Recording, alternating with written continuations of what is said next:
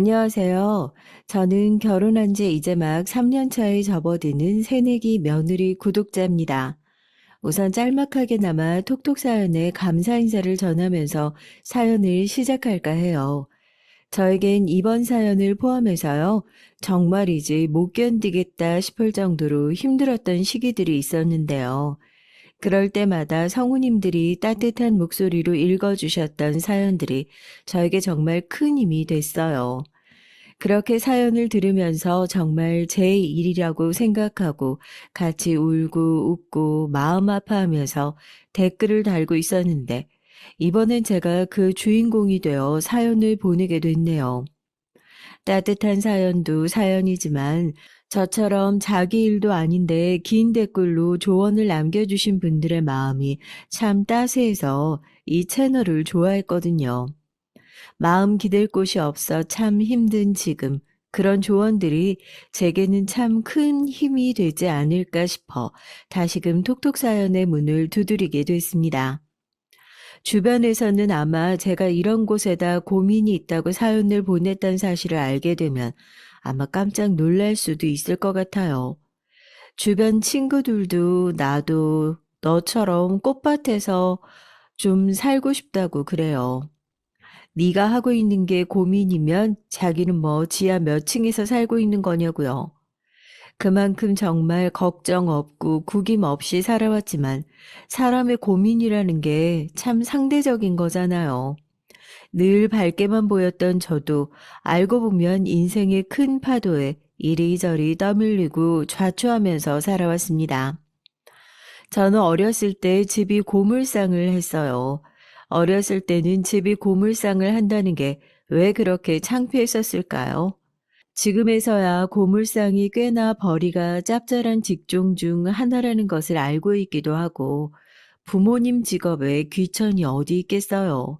부끄러워할 일이 아니라는 것도 알고 있지만 그때는 쟤네 집 고물 주워다가 판대라는 소리가 그렇게 듣기 싫더라고요. 그래서 아버지가 끌고 다니는 고물 트럭이 보이면 괜히 딴청을 피우면서 모른 척을 하기도 하고 집이랑 학교가 꽤나 거리가 있었는데도 아버지가 태워다 주신다는 걸 굳고 말리기도 했습니다. 요즘 아버지 몸도 안 좋아지시는 것 같은데 꼭 대학을 그렇게 멀리 가야겠어? 엄마는 그냥 네가 대학도 좀 가까운 데서 다니고 그랬으면 좋겠는데. 그 나이 먹으면 원래 안 아픈 데가 없는 법이라고. 그럼 엄마 아빠 생각해서 대학이고 뭐고 다 포기하고 이 시골에 박혀 있어야 하는 거냐고 괜히 짜증을 냈었습니다. 사춘기가 그렇게 무섭더라고요. 사연을 들으면 사람들이 그러잖아요. 시간을 돌릴 수만 있다면, 그때로 다시 돌아갈 수 있다면. 저도 그래요. 그때 그렇게 모질게 얘기하지 않을 걸 매일같이 후회를 합니다. 그렇게 저는 부모님의 품을 떠나 서울로 상경해 대학을 다니게 됐고, 졸업을 하고 마케팅 회사에 다니면서 서울살이를 하기 시작했어요. 그래도 2주에 한 번은 내려가겠다는 부모님과의 약속은 일이 바쁘다는 핑계로 한 달에 한 번, 두 달에 한 번 자꾸 미뤄지기만 했죠. 이것도 그저 핑계였겠지만 사회초년생인 저도 회사에서 1인분을 해나가느라 너무 벅찼습니다. 이제 대학을 막 졸업해서 아는 건 하나도 없는데 회사에 있는 사람들은 늘 저보다 뛰어난 것 같고 왜 그렇게 매일 화가 나 있었는지 툭 하면 화장실에 들어가서 몰래 옷소매로 눈물을 쓱쓱 닦고 돌아온 제 자리에는 잘하고 있다는 쪽지가 붙어 있는 에너지 음료가 놓여져 있었어요. 마니또처럼 늘 저를 뒤에서 응원해 주었던 건 바로 제 사고에 늘 직격탄을 맞는 대리님이자 지금의 제 남편이었습니다. 대리님 죄송해요. 저 때문에 매일같이 야근이나 하시고. 미안하면 다음 월급 때 밥 말고 술이라도 한번 사요. 피곤하니까 오늘은 이쯤 하고 들어갈까요? 어느 정도 마무리된 것 같은데 정말 잘하고 있으니까 걱정하지 말아요. 그날도 남편과 함께 야근을 하고 있는 날이었습니다. 퇴근 시간을 이미 훌쩍 넘기고 시계바늘은 어느덧 10시를 향해 달려가고 있었죠. 이 시간에는 전화할 곳이 없는데 요란스럽게 핸드폰이 울리길래 확인해 보니 엄마였습니다. 사실 그때 전화를 받을까 말까 조금 망설였어요. 이미 야근으로 몸이 너무 피곤한 상태였는데 전화를 받으면 왜 아직도 집에 안 들어갔냐? 집에는 대체 언제 올 거냐? 안 들어도 가뜩이나 피곤한 저에게 달갑지 않은 잔소리들이 쏟아질 거라 예상했거든요. 남편이 편하게 전화를 받으라고 눈짓을 하길래 어쩔 수 없이 전화를 받았는데 수화기 너머에서는 엉엉 우시는 엄마의 목소리가 들려왔습니다. 얼마나 놀랐는지 몰라요. 엄마, 갑자기 무슨 일이야? 뭐? 아빠가? 갑자기 그게 무슨 말이야? 엄마도 우시느라 제대로 얘기를 하지 못하시지만 아빠가 쓰러져 병원에 실려갔다는 얘기가 들려왔고 저도 전화를 끊자마자 펑펑 눈물을 흘리기 시작했어요. 제 얼굴을 보고 놀란 남편이 대체 무슨 일이냐고 물었고 저는 우느라 제대로 말도 못하고 아빠 병원 쓰러져서 끄끄거리면서 겨우 말을 이어나갔죠. 제대로 말도 하지 못했는데 어떻게 알아들은 건지 남편은 어느 병원이냐고 자기가 차로 데려다 주겠다고 한치의 망설임도 없이 차 키를 챙겨 제 손목을 잡아 끌었습니다. 사람들이 다들 나중에 중내사내 하더라도 남편과 결혼을 결심했던 계기가 있었다고 하잖아요. 저는 굳이 꼽아보자면 그때가 아닐까 싶네요. 아버지가 쓰러지셨다는 소식을 듣고 당장 병원은 어떻게 내려가지 발을 동동 구르고 있던 그때에 한순간도 망설이지 않고 저를 데리고 2시간 동안 운전을 했던 남편의 모습은 아직도 고마운 순간들 속에 고스란히 남아 있습니다. 차를 타고 가는 내내 아버님 별일 없으실 거라고, 큰일 아닐 거라고 어른스럽게 제 손을 잡고 다독여준 덕에 저도 겨우 놀란 마음을 진정하고 병원에 도착했어요. 그러나 차에서 내내 별일이 아닐 거라고 간절히 기도했던 제 마음과는 달리 병원에서 듣게 된 아버지의 상태는 심각했습니다. 간암 4기, 생존율 6%의 말기암, 최후의 보루로 이식을 진행할 수 있지만 이미 신장부터 근처 장기들에 너무 많이 전이가 된 상태라 이식 후에도 전이암 때문에 손을 쓰기 어려울 것 같다는 병원의 사형 선고. 저와 어머니는 의사 선생님의 다리를 부여잡고 울부짖을 수밖에 없었어요. 평생을 가족과 일밖에 모르고 사셨던 아버지는 불효녀가 일이 바쁘다는 핑계로 집에 제대로 내려오지도 못하고 있는 동안 6kg가 넘게 빠져 한 줌밖에 안 되는 몸으로 침대에 힘없이 누워서 웃고 계셨습니다. 저런 모습 역시 볼 수 있는 날이 1년도 채 남지 않았을 수 있다는 말이 날이 시퍼런 칼날처럼 온 몸을 스치는 기분이었어요. 뭐 하려고 이 밤에 여기까지 왔어? 내일 출근해야지. 아유, 회사분도 같이 오셨네. 우리 딸 잘 부탁드려요. 일은 못해도 애가 성실하거든요. 아버님 걱정하지 마세요. 소진 씨 회사에서 일도 잘하고 에이스, 네, 완전 에이스예요. 소진 씨가 누구 닮아서 그렇게 인상도 좋고 일도 잘하나 했는데 오늘 보니까 아버님 닮아서 그랬나 봐요. 소진 씨 이번 주는 연차 쓰고 병원에 있어. 회사에다가는 내가 얘기해 줄 테니까. 아버지랑 시간도 좀 보내고. 제가 죄송해요. 일을 하도 잘하니까 매일 야근한다고 집에도 안 보내고 그랬거든요. 죄송해서 그냥 이참에 좀 쉬다가 오라고요. 그 밤중에 뜬금없이 회사 사람 차를 타고 왔으니 그것도 상사차를 타고 왔으니 엄마도 놀랐는데 오히려 따뜻한 말투로 저희 부모님까지 다독이면서 회사에다가 제 사정을 잘 돌려 말해줄 테니 병원에서 가족들이랑 시간 보내고 오라면서 남편이 먼저 서울에 올라갔습니다. 그때는 상황이 상황인지라 뭐 고마워할 경황도 없었죠. 어머니가 이제는 정신을 똑바로 차려야 한다고 그 주에 이제 병원에서 아버지의 상황도 정확하게 진단을 듣고 앞으로 어떻게 해야 할지 오랜만에 아주 어렸을 때처럼 가족들이 다 같이 둘러앉아서 상의를 했어요. 아버지의 생각은 완강했죠.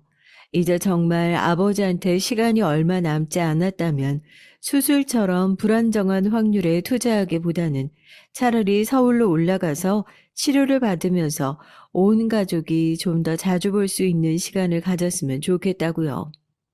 엄마와 저도 평소였다면 무슨 소리냐, 그래도 하는 데까지는 해봐야 하지 않겠냐, 무조건 수술을 받아야 한다고 우겼을 테지만 이번만큼은 아버지의 생각을 존중해 주기로 했습니다. 여태 가족밖에 모르고 살았던 아버지니까 마지막을 지키는 것도 가족이 되어야 한다. 저희는 그렇게 생각했거든요. 저는 당장 다음 주부터는 회사로 다시 복귀를 해야 하는 상황이었으니까요. 어머니가 그 상황에서 많이 고생을 하셨죠. 아버지가 좀 편하게 치료를 받을 수 있는 곳을 찾아보고 가족들이 또 추진력이 어마어마한 게 그때 엄마가 지내고 아버지와 마지막에 함께 보낼 수 있는 강남의 30평대 아파트를 바로 계약하게 됐어요. 저는 아버지가 병원에 좀 편하고 빠르게 왔다 갔다 할 수 있도록 그때 면허도 따고 중고차도 계약하고 온 가족이 아버지와 제대로 배웅을 하기 위해서 모든 준비를 했다고 해야 맞겠네요. 그렇게 아버지가 서울에 있는 병원으로 이송되셨고 오히려 아버지가 쓰러졌다는 소식을 듣고 병원으로 달려갔던 그때보다 제 마음도 한결 편해졌습니다. 다시 일상으로 돌아왔어요. 가끔 울컥울컥 눈물이 넘쳐 흐를 것 같긴 했지만 이런 나약한 모습을 아버지도 원치 않으실 거라 생각하고 꿋꿋하게 이겨냈습니다. 아침에 눈을 뜨면 늘 그랬듯이 회사에 출근해서 상사들에게 깨지고 야근을 하고 퇴근을 하면 아버지의 병원으로 달려가고 가족들과 함께 저녁 시간을 보내고 집으로 돌아가고 한 가지 달라진 점이 있다면 사람이 추가됐네요. 그때 남편이랑 연인 관계로 발전하게 됐어요. 회사로 복귀한 저를 목이 빠져라 기다렸던 사람처럼 괜찮냐고 덥석 끌어안질 않나 많이 걱정했다고 난리법석을 피우더니 언제부턴가 자연스럽게 퇴근하고 저보다 더 먼저 저희 아버지 병실에 가서 과일을 깎고 자연스럽게 저희 가족들 사이에 앉아 있더라고요. 저한테 힘든 시기를 이겨낼 수 있는 힘이 되어주고 싶다는 그 사람을 저도 차마 밀어낼 수 없어서 연애라는 단어와는 거리가 전혀 멀어 보이는 그 시기에 저희는 연인이 됐어요. 아버지도 우스갯소리로 눈 감기 전에 딸내미 곁에 든든한 놈 버티고 있는 모습 봐서 참 다행이라고 그렇게 말씀하실 정도였으니까. 사실 저보다 저희 가족에게 더 높은 점수를 받았던 게 저희 남편이었습니다. 항상 가족들 고생시키기 싫다는 말씀을 입에 달고 사시던 아버지는 투병 생활을 길게 하시지도 않고 딱 1년 그렇게 병원에 계시다가 세상을 뜨셨어요. 마지막까지 다 함께 많은 시간을 보냈던 덕분인지 아버지를 떠나보내는 일이 생각보다 그렇게 많이 힘들고 아프지만은 않았습니다. 그리고 그 과정에 남편이 있어서 참 다행이다. 엄마도 저도 그렇게 생각했습니다. 아버지를 그렇게 보내고 나니까 어머니 건강이 걱정되는 건 자연스러운 일 아니겠어요? 서울로 병원을 옮기고 그 이후로 강남에 아파트를 사서 어머니가 서울살이를 시작하게 된 게 어떻게 보면 엄마를 끔찍하게 생각하시는 아버지의 선견지명이 아닐까 싶더라고요. 저도 옛날 불효녀 시절과 달리 시간이 날 때마다 엄마를 자주 찾아뵙고 시간을 보내고 그렇게 지내게 됐습니다. 쉬는 날 엄마를 찾아가 뭐 엄마랑 딸이 하는 일상적인 수다를 떠는데 엄마가 뜬금없이 결혼 얘기를 꺼내시는 거예요. 너네도 이제 그만큼 연애했으면 슬슬 결혼할 때가 되지 않았냐고요.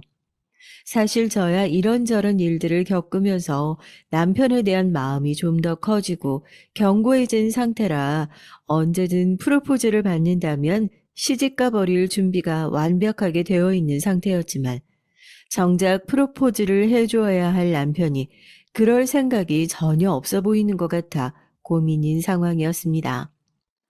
엄마의 협박이긴 했지만 그러다가 엄마까지 잘못되면 너 봐줄 사람 하나 없이 결혼식 올려야 한다면서 엄마라도 정정할 때 얼른 결혼하라고 성하더라고요. 이렇게 엄마까지 적극적으로 지지해주는 마당에 결혼을 더 미룰 이유가 없다는 생각이 들어서 남편에게 넌지시 얘기를 꺼냈어요. 우리 만난 지도 꽤 됐는데 슬슬 결혼 허락을 받아도 되지 않을까 하고요. 누구보다 기쁜 반응을 할 거라고 예상했던 남편이 제 얘기에 난색을 표하더라고요. 솔직히 서운한 마음이 들었죠.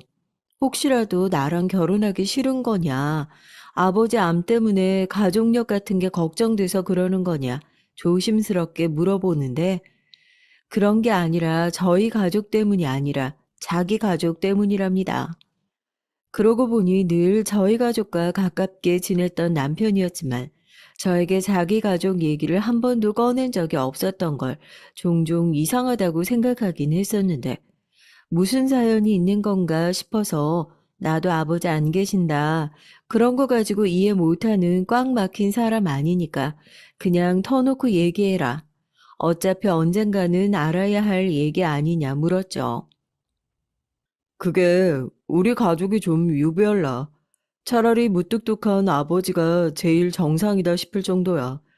여동생이라고 하나 있는 건 대체 자기 밥벌이나 제대로 해먹고 살 수 있을지, 아니 뭘 할 생각이나 있는 건지, 부모님 집에 얹혀 살면서 매일 뭐 준비하는 중이다, 공부하는 중이다 하는데, 내 눈에는 그냥 놀고 있는 걸로밖에 안 보이고, 어머니는 난 그냥 어머니랑 대화하는 걸 포기했어.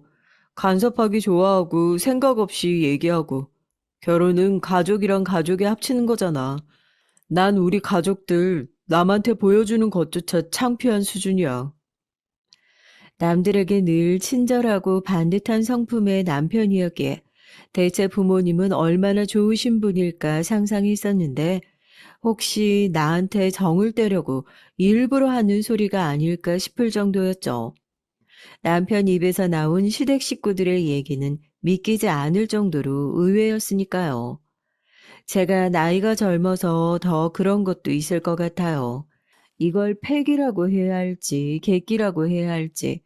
친구들이 멀쩡한 사람들도 시댁 식구로 만나면 두 손 두 발 다 들게 되어 있다고 얘기했던 것도 생각도 안 하고 남편조차 학을 떼는 시댁 식구들을 나 정도의 친화력이면 그래도 감당할 수 있지 않을까.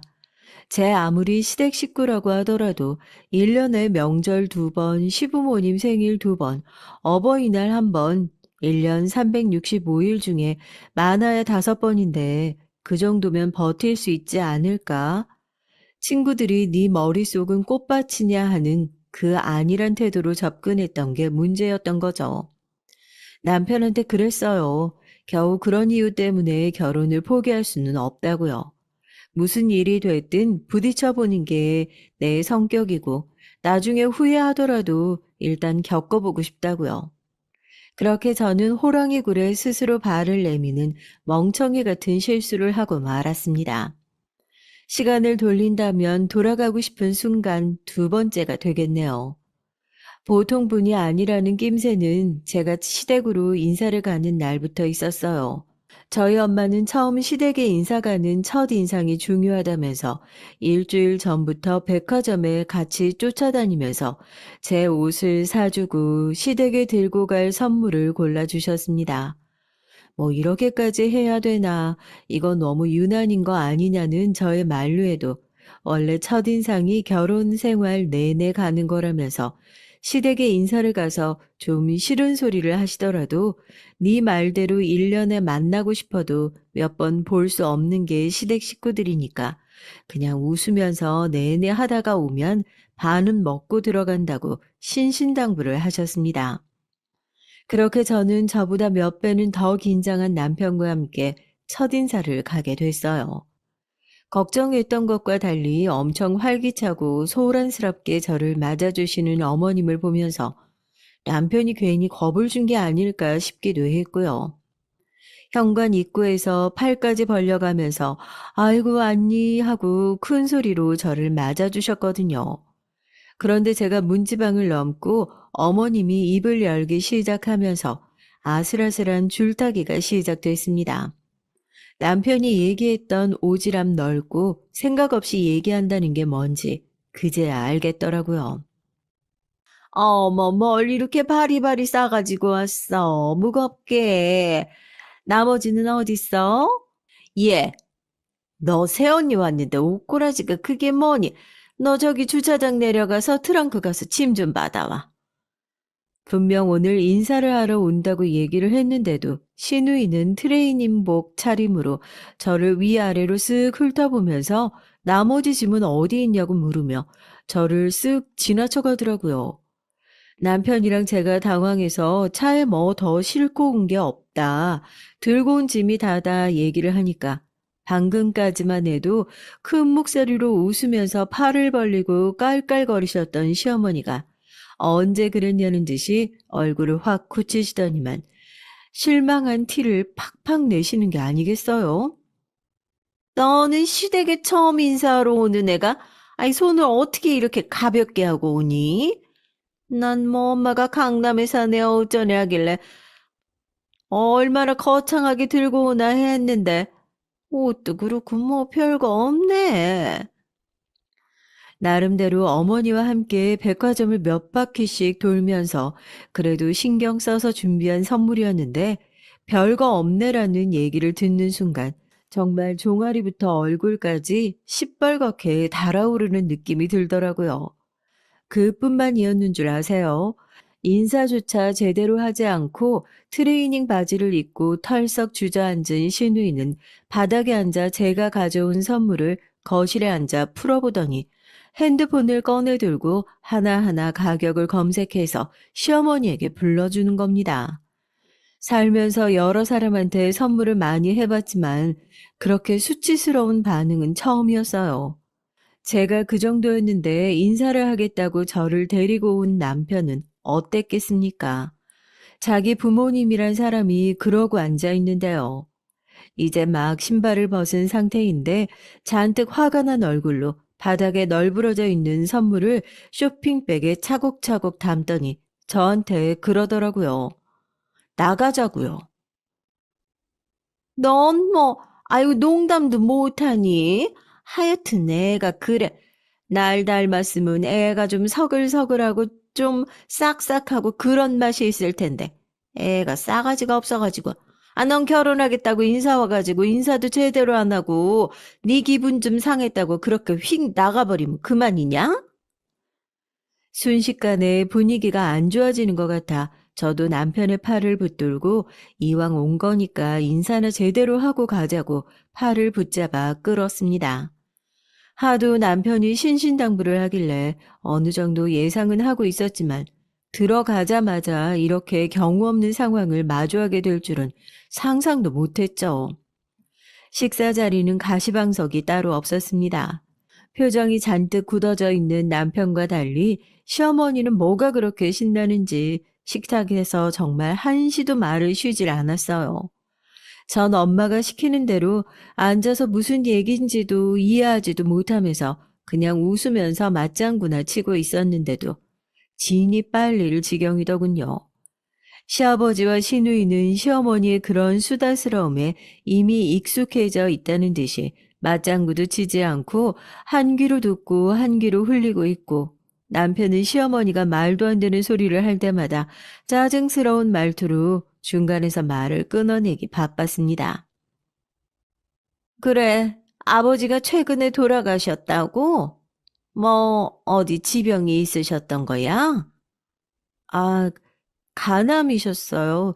원래 고물상을 오래 하셨는데 다른 곳에 전이 뭐 좋은 얘기라고 그렇게 신나서 물어보세요. 그만하고 식사하세요.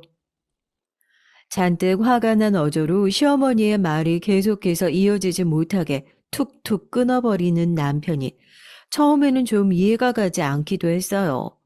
그래도 처음 인사를 온 거고 남편 말대로 별로 좋지 않은 얘기긴 했지만 그래도 가족들이 저에 대해서 뭔가 궁금해하고 물어봐 준다는 게 제 입장에서는 고마운 일이었는데 남편이 시댁 식구들과 대화를 못하게 막는 느낌이라고 해야 하나요? 시어머니 역시 너는 내가 애를 잡아먹냐, 뭐 애한테 말 한마디를 못 붙이게 하냐, 왈칵 짜증을 내셨고요. 다행히 얘기가 자연스럽게 결혼식장 혼수 얘기로 넘어가서 그 자리에서 상견례 날짜를 잡게 됐고 아슬아슬했지만 무난하게 첫 인사 자리가 마무리됐습니다. 내가 말은 좀 세게 해도 뒤끝은 없거든. 세아가 너도 나한테 마음에 담아두지 말고 하고 싶은 얘기 있으면 바로바로 해라. 쟤는 내 아들이긴 하지만 항상 하고 싶은 말이 있어도 마음에 담아놓고 항상 꾹 해가지고 내가 아주 같이 살면서 속이 터져서 죽는 줄 알았어. 너는 그러지 마라. 알았지? 제가 거기서 뭘 하겠어요. 그냥 알겠다고 고개를 끄덕거리고 거의 등을 떠밀다시피 하는 남편한테 이끌려 나와서 시댁을 빠져나왔습니다.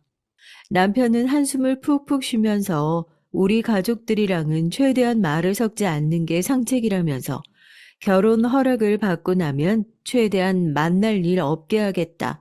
저에게 약속 아닌 약속까지 했습니다. 남편이 그렇게 어머님에게 학을 떼는 이유를 제가 체감했던 것은 상견례 자리였어요. 인사를 잘 하고 왔냐는 엄마의 물음에 시댁 식구들이 말하는 게 좀 세신 타입이다. 그 정도로 유하게 돌려서 얘기하고 말았죠. 엄마도 고물상하면서 이런 사람 저런 사람 다 만나봐서 뭔 소리를 들어도 안 놀랄 자신 있다 호언장담을 하시고요. 그런데 엄마와 제가 기절초풍할 만한 사건이 상견례 자리에서 생깁니다.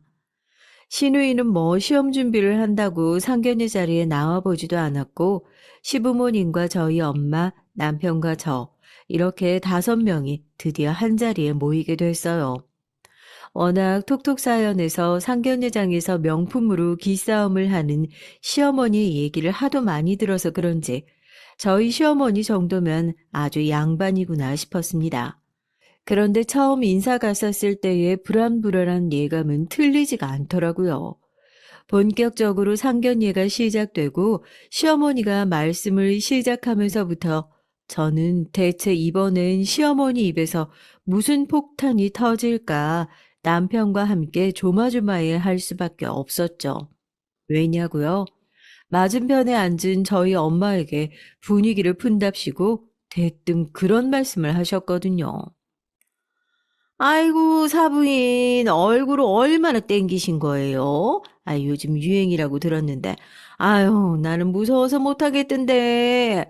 확실히 당기니까 젊어 보이긴 하시네. 아, 이거 당기고 나서도 몇 번 더 당길 수 있어요? 아, 어머, 젊어 보인다는 칭찬이신 거죠? 얼굴에 따로 손댄 건 없는데, 감사합니다. 아유, 요즘 그게 흉도 아닌데 뭘 그렇게 숨겨요? 아이, 우리끼리 있는데 뭐 어때요? 피부 가죽 조금이라도 남아있을 때 탱탱하게 땡기고 젊어 보이고 해야. 아이, 새 결혼도 하고 그러는 거죠.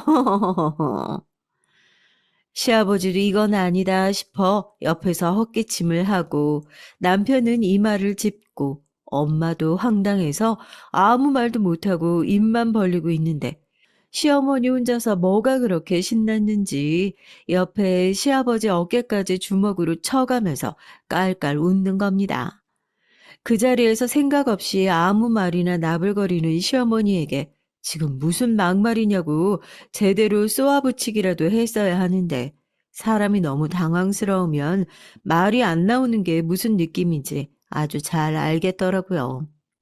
기가 막혀서 가만히 굳어있는 저 대신에 얼굴이 시뻘개진 남편이 대신 나서서 저희 엄마에게 죄송하다 고개를 꾸벅 숙였고 눈치 없는 시모는 뭐가 그렇게 잘났는지 눈치 파악도 제대로 하지 못하더라고요.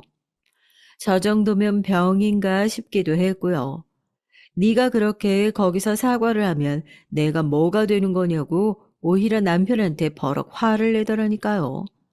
저희 엄마도 평소에 남편이 얼마나 잘하는지 누구보다 가까이서 보셨던 분이니까요.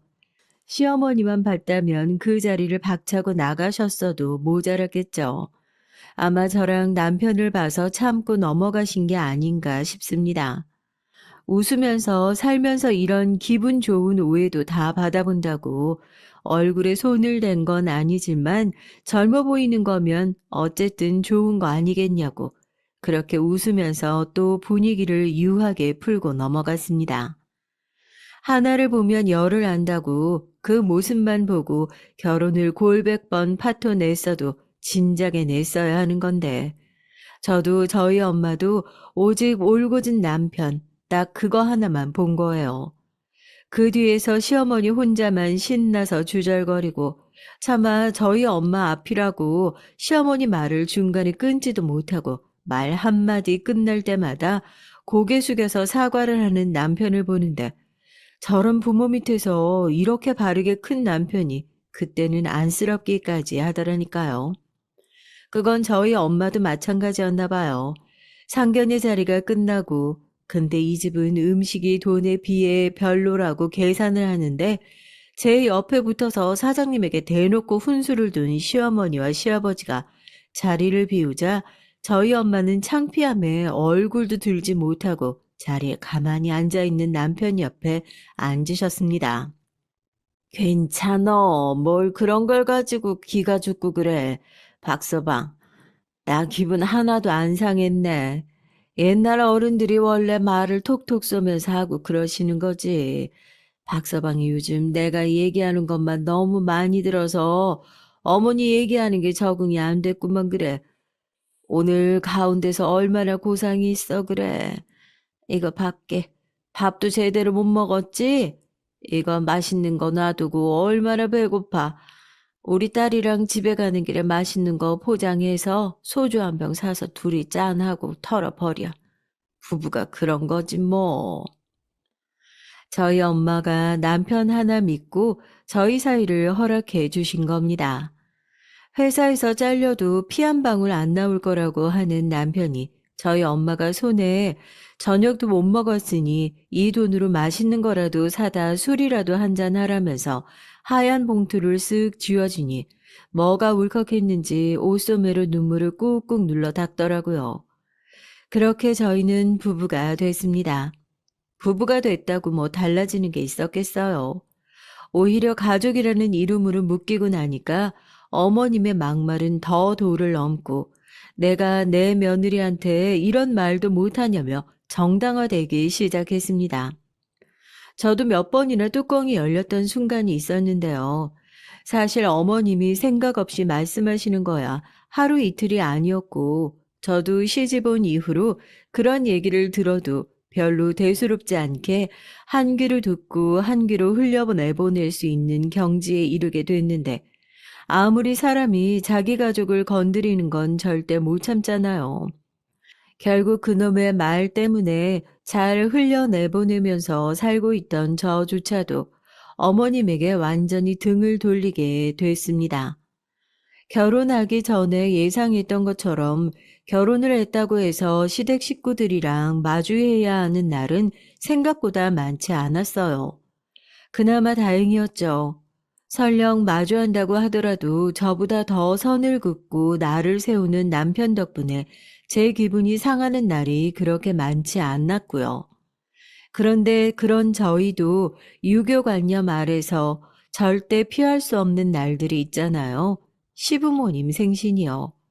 결혼하고 나서 처음 맞는 시아버지 생신이라 그래도 생일상을 차린다고 미리 장을 보고 집에서 음식 장만까지 미리 해서 바리바리 싸들고 시댁으로 찾아갔습니다.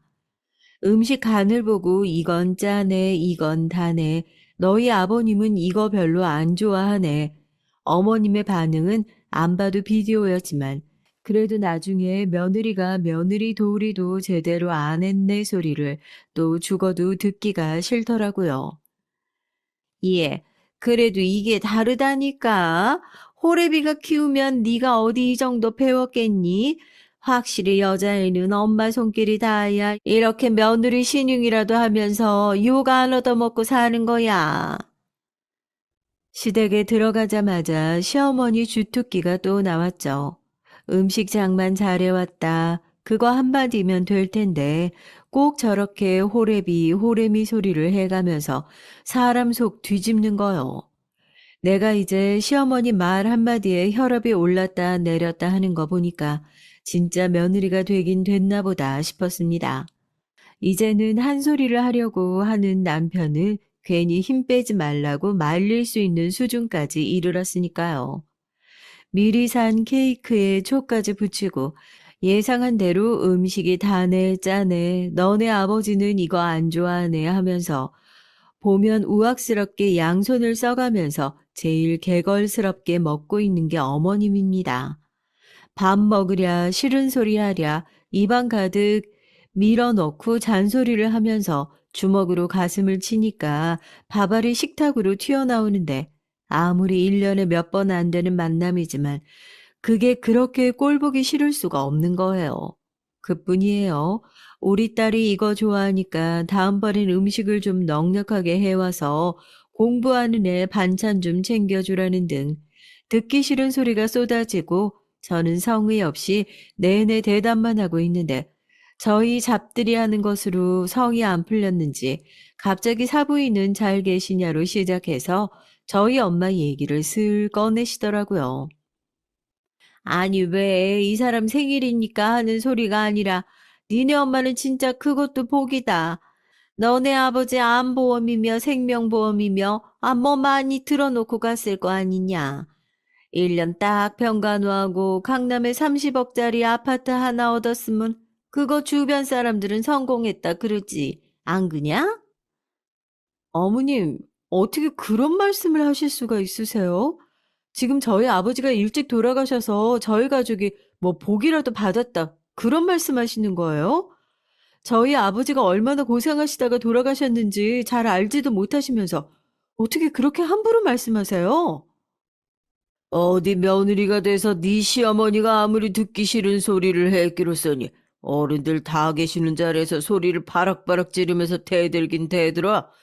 이 자식아, 너 마누라 교육을 어떻게 시키길래 네 마누라가 네 애미애비한테 눈가를 똑바로 뜨고 이렇게 대들고 있는데 옆에서 한마디도 안 하고 나 몰라라 그러고 있어. 어? 내가 너 그렇게 가르쳤어? 막말도 선이 있는 법이죠.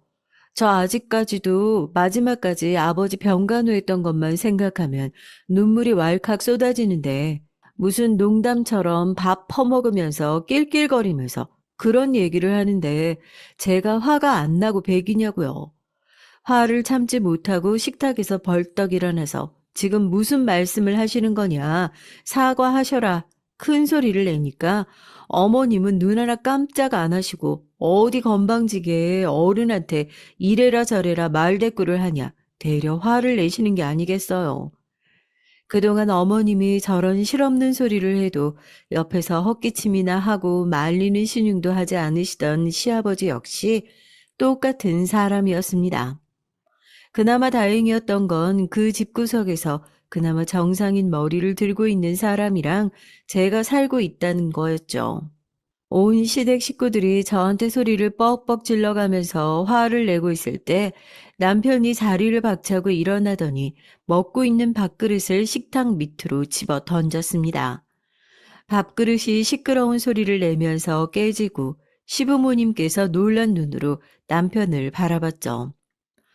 이놈의 집구석 진짜 지긋지긋하다. 생각이라는 걸 하고 말하긴 하는 거야? 엄마 아빠 죽고 나서 얘가 어차피 보험금 나올 텐데 잘 죽었다. 그런 소리 하면 개거품 물고 관뚜껑 열고 다시 일어나실 양반들이 남 얘기라고 그렇게 쉽게 얘기할 수 있는 거야? 항상 내 부모가 아무 생각도 없이 저런 소리를 한다는 게 창피했지만 오늘은 정말 창피하다. 내가 나중에 자식을 낳았는데 혹시라도 당신들을 아주 조금이라도 닮았을까 봐 그게 무서워서 난 자식도 못 낳겠어. 알겠어? 야, 너도 똑같아. 공부를 하고 있긴 하냐? 언제까지 그렇게 준비만 하면서 한심하게 살래? 이 말도 안 되는 집구석은 그냥 안 보고 사는 게 맞는 것 같다. 그냥. 저저 소리를 하며 뒷목을 잡는 아버님과 숟가락이며 젓가락이며 집어던지고 소리를 지르는 어머님을 뒤로하고 남편은 저를 데리고 시댁을 또 한 번 나왔습니다. 그리고 집으로 돌아오자마자 제 앞에 무릎을 꿇고 사과를 하더군요.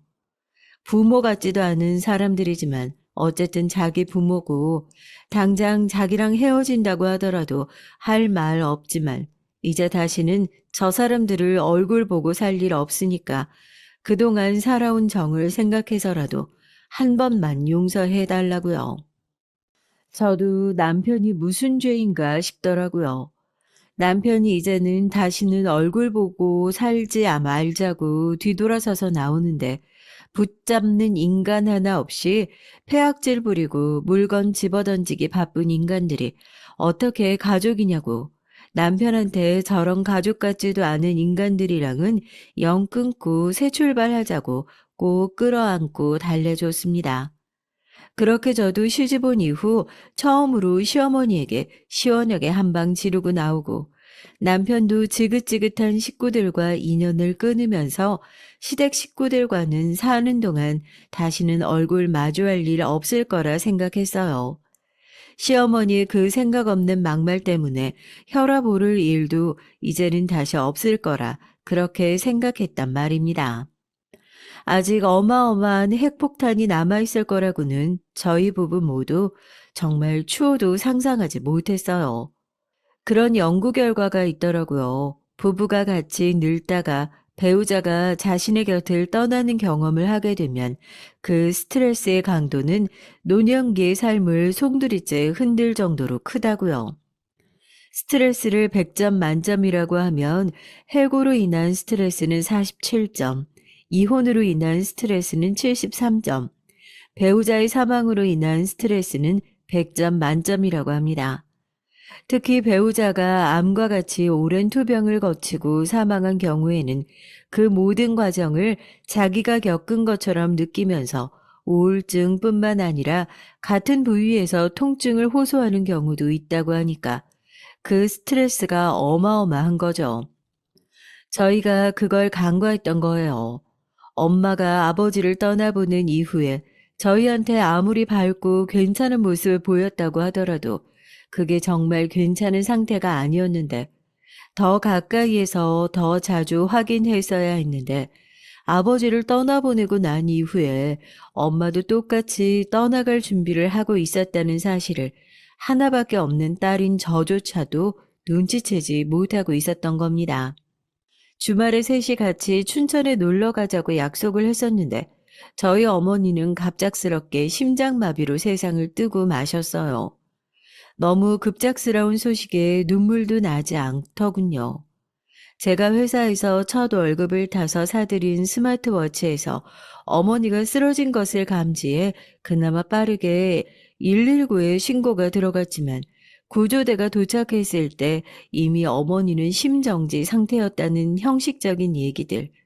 아버지를 떠나보낸 지도 얼마 되지 않은 것 같아 마음의 상처가 다 아물지도 않은 것 같은데 연이어 들려온 어머니의 소식에 정말 하늘이 무너지고 세상이 주저앉는다는 게 무슨 말인지 알 것만 같더라고요.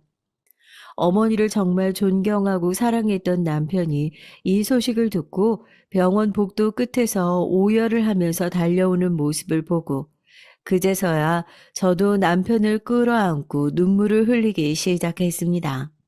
그렇게 어머니의 빈소가 마련됐고 저와 남편, 어머니의 연락처에 있던 사람들이 하나둘씩 어머니의 마지막 가는 길에 배웅하기 위해 모여들었어요. 아무래도 이동이 불편해 부득이하게 서울에 빈소가 마련됐지만 그동안 어머니가 얼마나 덕을 베푸면서 살아오셨는지 빈소를 가득 채운 화한과 조문객들만 봐도 알겠더라고요. 눈물을 닦아내면서 어머니의 친구라고 본인을 소개하신 오래된 지인분들은 일꾼을 자처하면서 음식을 나르고 빈소를 시끌벅적하게 유지하면서 제가 슬플 새가 없이 자리를 꽉 채워주셨습니다. 저희 부모님은 정말 마지막까지 제 생각만 하다 가셨구나 생각이 들어 또다시 마음이 뭉클해지더라고요. 그런데 잔칫집에도 상갓집에도 늘 보고 싶은 얼굴만 찾아오는 건 아니지 않습니까? 아마 저와 남편의 연락처에서는 다 지워졌으니 어머니의 핸드폰 연락처를 통해 연락이 갔을 거라 추측되는 시댁 식구들이 빈소의 얼굴을 내비쳤어요. 여전히 가볍고 생각 없어 보이는 얼굴로 한달음에 달려와 마치 예전에 우리가 싸우기라도 했냐는 듯이 제 손을 잡아오더군요. 아이고, 속상해서 어떡하니. 조금 더 일찍 연락을 하지 그랬어. 아이, 그랬으면 나랑 이 사람이랑 와가지고 일이라도 좀 도왔지. 뭐 음식이라도 좀 가서 나를까? 응? 밥은 좀 먹었어? 아유, 이럴 게 아니라 내가 여기 좀 보고 있을 테니까 가서 밥이라도 좀 먹고 눈이라도 붙여라. 솔직히 왜 이러나 싶었죠. 한 번도 그렇게 정상적인 모습을 보여준 적이 없었으니까요. 의심부터 하게 되더라고요. 그래도 식구는 식구니까 이런 상황에서 챙겨주려고 달려온 건가 싶어 그동안 미워했던 마음이 조금은 녹아내리는 듯 싶었습니다. 이것도 어머니가 주신 마지막 선물인 건가 싶었어요. 남편을 바라보니 남편도 저와 같은 생각을 하는 듯 싶더라고요. 빈소에서 부산스럽게 움직이는 모습을 보기가 좀 그래서 올 손님들도 얼추 다 오셨고 음식도 다 날랐으니 편하게 식사하시라고 자리를 안내해 드렸습니다. 어머님은 너도 밥 한 끼 못 먹었지 않았냐면서 이렇게 된 거 같이 앉아서 밥이라도 한술 뜨라며 저를 맞은편에 앉으셨어요. 밤을 꼴딱 새우고 제대로 된 곡기를 먹지 못했던 건 남편도 마찬가지였으니 이왕 오신 거 같이 먹자고 남편도 제 옆에 같이 앉혔습니다. 지난번에 그렇게 집에서 난리를 치고 간 게 마지막이니까 괜히 어색하더라고요. 밥을 뜨면서 제가 먼저 운을 띄웠죠. 지난번에는 제가 조금 예민했던 부분이 있었던 것 같다고요. 너그럽게 용서해 주셨으면 좋겠다 얘기를 하니까 시어머니도 대수롭지 않다는 듯이 신경 쓰지 말아라 하시더라고요. 그런데 이어지는 얘기를 들으면서 저는 뭔가 잘못됨을 느꼈습니다. 시어머니가 빈소에 찾아온 이유가 정말 저희 어머니가 가시는 마지막 길을 배웅하기 위한 게 아니라는 생각이 들더라고요. 그 큰 집에서 혼자 계시니까 그런 일이 생기지. 그러면 사부인 살던 집은 어떻게 할 참이니? 아유, 너네 회사에서 멀어서 그 집은 뭐 어디 세를 내줄 거니? 시어머니는 밥을 먹다 말고 갑자기 뜬금없이 저희 어머니가 살던 집을 어떻게 할 거냐 물으시더군요. 어머니가 돌아가신 지 얼마 되지 않아서 아직 집 정리도 제대로 하지 못했을 뿐더러 그 집을 어떻게 처리할지 생각도 해보지 않았던 터라 무슨 소리를 하시는 건가 벙찌기만 했죠. 그런데 계속해서 이어지는 말을 들어보니 오늘 장례식에 온 수작이 뭔지 확실히 알겠더라고요. 집 너무 오래 비워두면 그것도 안 좋다. 아니, 우리 수정이가 이번에 강남 쪽에서 일을 한번 해보고 싶어 한다고 하잖니. 어차피 사부인도 그렇게 되셨겠다. 너네 속이야 그렇기는 해도 또 살 사람은 살아야 되지 않겠어? 그거 사람 손 안 타고 그렇게 놔두면 폐가 되고 그러는 거야. 예, 우리가 이럴 때 아니면 언제 강남에서 살아보겠냐? 좋은 게 좋은 거라고. 어차피 죽은 양반이 손에 꽉 쥐고 이구지고 가는 것도 아니니까. 너도 너무 욕심 부리지 말고 내놔라. 그 집안 정리나 그런 건 우리가 들어가서 할라니까. 저 진짜 시모가 그 얘기를 마치자마자 시모 멱살을 틀어주고 세차게 뺨을 내리쳤어요. 시아버지도 깜짝 놀라서 펄쩍 뛰고 저를 뜯어 말렸고 이미 이성을 잃은 저는 옆에 누가 뜯어 말리든 말든 상관없이 팔을 붙잡는 사람들을 뿌리치고 발길질을 하면서 소리를 질렀습니다. 뻔뻔한 것도 유분수지 뭐? 이럴 때 아니면 언제 강남에서 살아보겠냐고?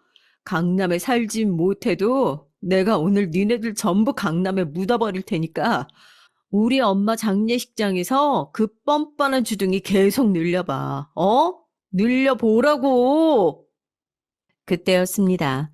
제 앞에 누군가 막아서더군요. 남편이었어요.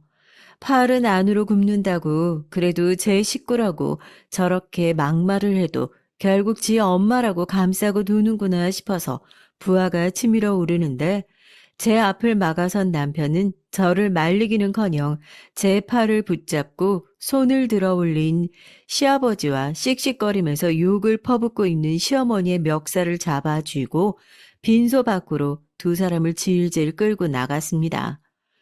저 남편이랑 살면서 그렇게 화가 난 남편의 얼굴을 처음 봤던 것 같아요. 얼마나 차가운 표정인지 당장이라도 시부모님을 갖다가 쥐도 새도 모르게 묻어버릴 것만 같은 얼굴이었죠.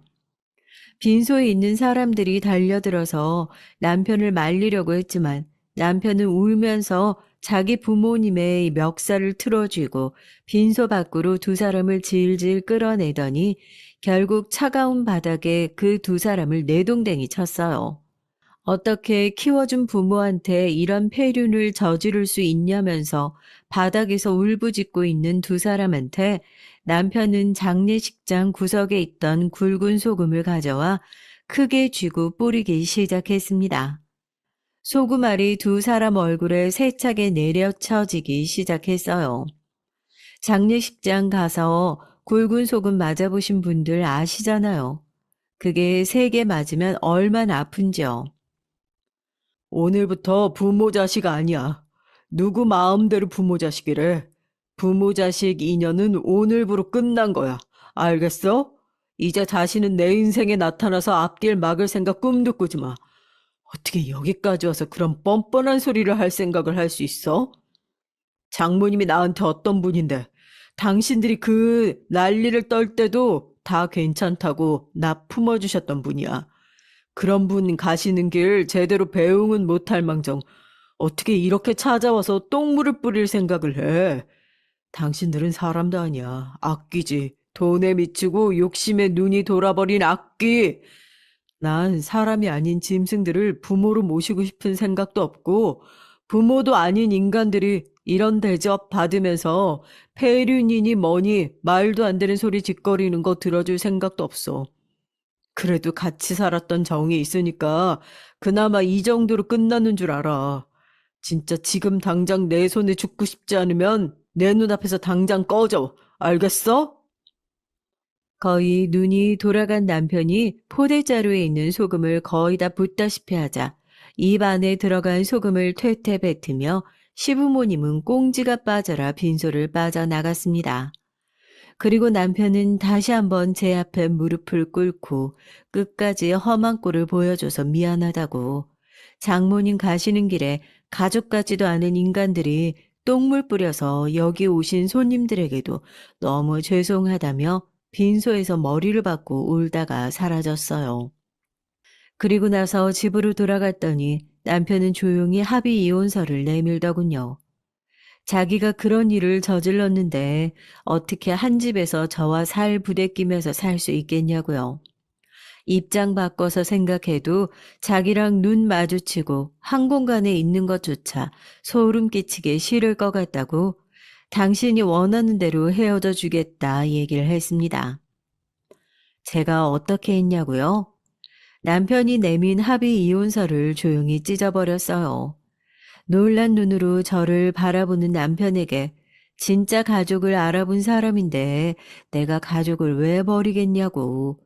그동안 사랑받지 못하고 살았던 만큼 모자라지만 우리 둘이 앞으로 평생 의지하면서 잘 살아보자. 그렇게 얘기했습니다. 저희 아버지도 어머니도 그걸 바랄 거라고요. 제 진심 어린 얘기에 남편도 저도 참 많이 울었어요. 부모가 뭔지, 가족이 뭔지, 세상에는 왜 이렇게 가족 같지도 않은 가족이 참 많은 건지, 가족에게 상처받은 남편의 마음을 제가 살면서 얼마나 잘 치유해 줄 수 있을지 모르겠습니다. 하나 분명한 건 제가 어렸을 때 부모님에게 받았던 큰 사랑만큼 저도 이제 제 가족에게 베풀며 사는 사람이 되고자 다짐했어요. 이제 제 가족이 아닌 사람들이 어떤 말과 행동으로 제 가족을 아프게 하고 상처 입히더라도 제가 든든한 보호막이 되어 가족을 지킬 거라고 말입니다. 사연을 마무리하면서 저희에게도 새로운 가족이 생겼다는 소식을 전해요. 하늘에 계신 어머니 아버지가 이 소식을 아신다면 얼마나 기뻐하실까요? 일찌감치 가족을 떠나 저와 가족 같지도 않은 가족을 품고 살면서 온몸에 가시가 박힌 남편이지만 이제 둘이 서로 의지하며 살면서 제대로 된 가족이 무엇인지 처음부터 차근차근 다시 한번 배워볼까 합니다. 적어도 저희가 낳은 자식한테는 제대로 된 사랑이 무엇인지 알려주어야 하니까요. 톡톡 사연을 듣는 여러분들께서도 부녀에 있는 가족들이 항상 기다려주지 않는다는 사실을 알았으면 좋겠습니다. 볼 수 있을 때 많이 보고 눈에도 마음에도 많이 담아두고 그렇게 서로 사랑하기만 해도 모자란 시간들 사랑과 행복의 추억으로 가득 채우시면서 보냈으면 좋겠습니다. 앞으로 꽃길 걸어갈 저희 가족에게도 많은 응원과 사랑 보내주시길 바랍니다. 이제는 아픈 과거들 훌훌 털어버리고 저희 세 식구, 아니 하늘에 계신 두 부모님까지 저희 다섯 식구, 이제는 정말 꽃길만 걸어볼랍니다. 화이팅! 안녕하세요. 저는 올해로 40세가 된 이혼녀입니다. 4년 전쯤 남편과 이혼을 하고 지금까지 일과 사랑에 빠져 지내오고 있는데요. 제 직업은 변호사예요. 직업 특성상 워낙 밤낮으로 일을 많이 하다 보니까 이혼 후에 더욱 일에만 몰두하면서 살아왔던 것 같습니다. 사실 제가 남편과 이혼했던 결정적인 이유가 모두 시어머님 때문이었거든요. 제 과거 얘기를 먼저 들려드리자면요. 꽃다운 20대의 변호사가 되기 위해 공부에 매진하느라 남자를 만날 기회가 전혀 없었어요. 그러다 결혼정보업체를 통해 남편을 만나게 됐고 만난 지 6개월 만에 결혼식을 올리게 됐습니다. 남편의 직업은 의사였어요. 사실 처음 남편을 만났을 때 썩 마음이 들진 않았지만 직업도 괜찮고 집안 형편도 저희 집과 비슷한 수준인 것 같아서 결혼을 했던 것 같습니다. 지금 돌이켜 생각해보면 결혼할 때 제 나이가 34살이었는데 결혼에 대해 너무 어리숙하고 안일하게 생각했던 것 같네요. 시부모님께서 재혼한 사이였는데 그 사실을 결혼하고 나서 알게 됐으니까요. 남편과 신혼여행을 가서 가족관계에 대해 처음으로 알게 되었는데요. 시아버님과 시어머님께서 각자 가정이 있었는데 바람을 피워서 재혼을 한 사이라고 하더라고요. 자세한 내막은 잘 모르겠지만 남편이 17살 때 시어머님이 재혼을 하셨는데 6살, 4살 차이 나는 누나가 둘이나 생기는 바람에 새로운 가정에 적응을 못하고 힘든 사춘기를 보냈다고 합니다. 그런데 시아버님이 의사였는데 그 영향을 받아서 의사가 되었다고 하더라고요. 과거가 어땠든 간에 제가 남편과 결혼했을 때쯤에는 시부모님께서 인꼬부부처럼 잘 지내셨고 남편도 시누이들과 친남매처럼 잘 지내고 있어서 화목한 가정이었습니다. 저는 시댁에 워낙 화목한 분위기라 남편과 결혼한 후에도 시댁 식구들과 잘 지낼 수 있을 거라고 당연하게 생각했던 것 같은데요. 그런데 예상과는 다르게 시댁 식구들이 저와는 결이 좀 맞지 않았는지 남편과 결혼한 초반부터 삐그덕댔습니다. 사실 남편과 결혼할 때 남편도 저도 돈을 잘 벌고 있었고 집안도 풍족했기 때문에 평수도 크고 좋은 집으로 신혼집을 충분히 마련할 수 있었는데요. 남편과 결혼하기 전에 시댁에서 시부모님과 함께 살고 있었고 저는 변호사 사무실 근처에 위치한 20평대 오피스텔에서 자취를 하고 있었어요. 오피스텔을 분양받은 지 얼마 되지 않은 새 집이기도 하고 가전 가구도 모두 새 것이라 굳이 새로운 신혼집을 구할 필요가 없겠더라고요. 그래서 결혼할 때 남편은 몸만 그대로 제가 원래 살던 집에 들어와 살게 됐습니다. 저한테는 원래 살던 집이라 익숙하긴 하지만 남편과 사는 신혼집이기도 하니 시부모님을 초대해 소박한 집들이를 했는데요. 결혼하기 전까지는 보통 변호사 사무실에서 보내는 시간이 많다 보니 집에서 따로 요리를 해 먹을 시간이 없었고 자연스레 요리를 잘 못하는 사람이 되었는데 시부모님을 초대한 집들이에 배달 음식을 시켜서 대접하는 건 예의가 아닌 것 같더라고요.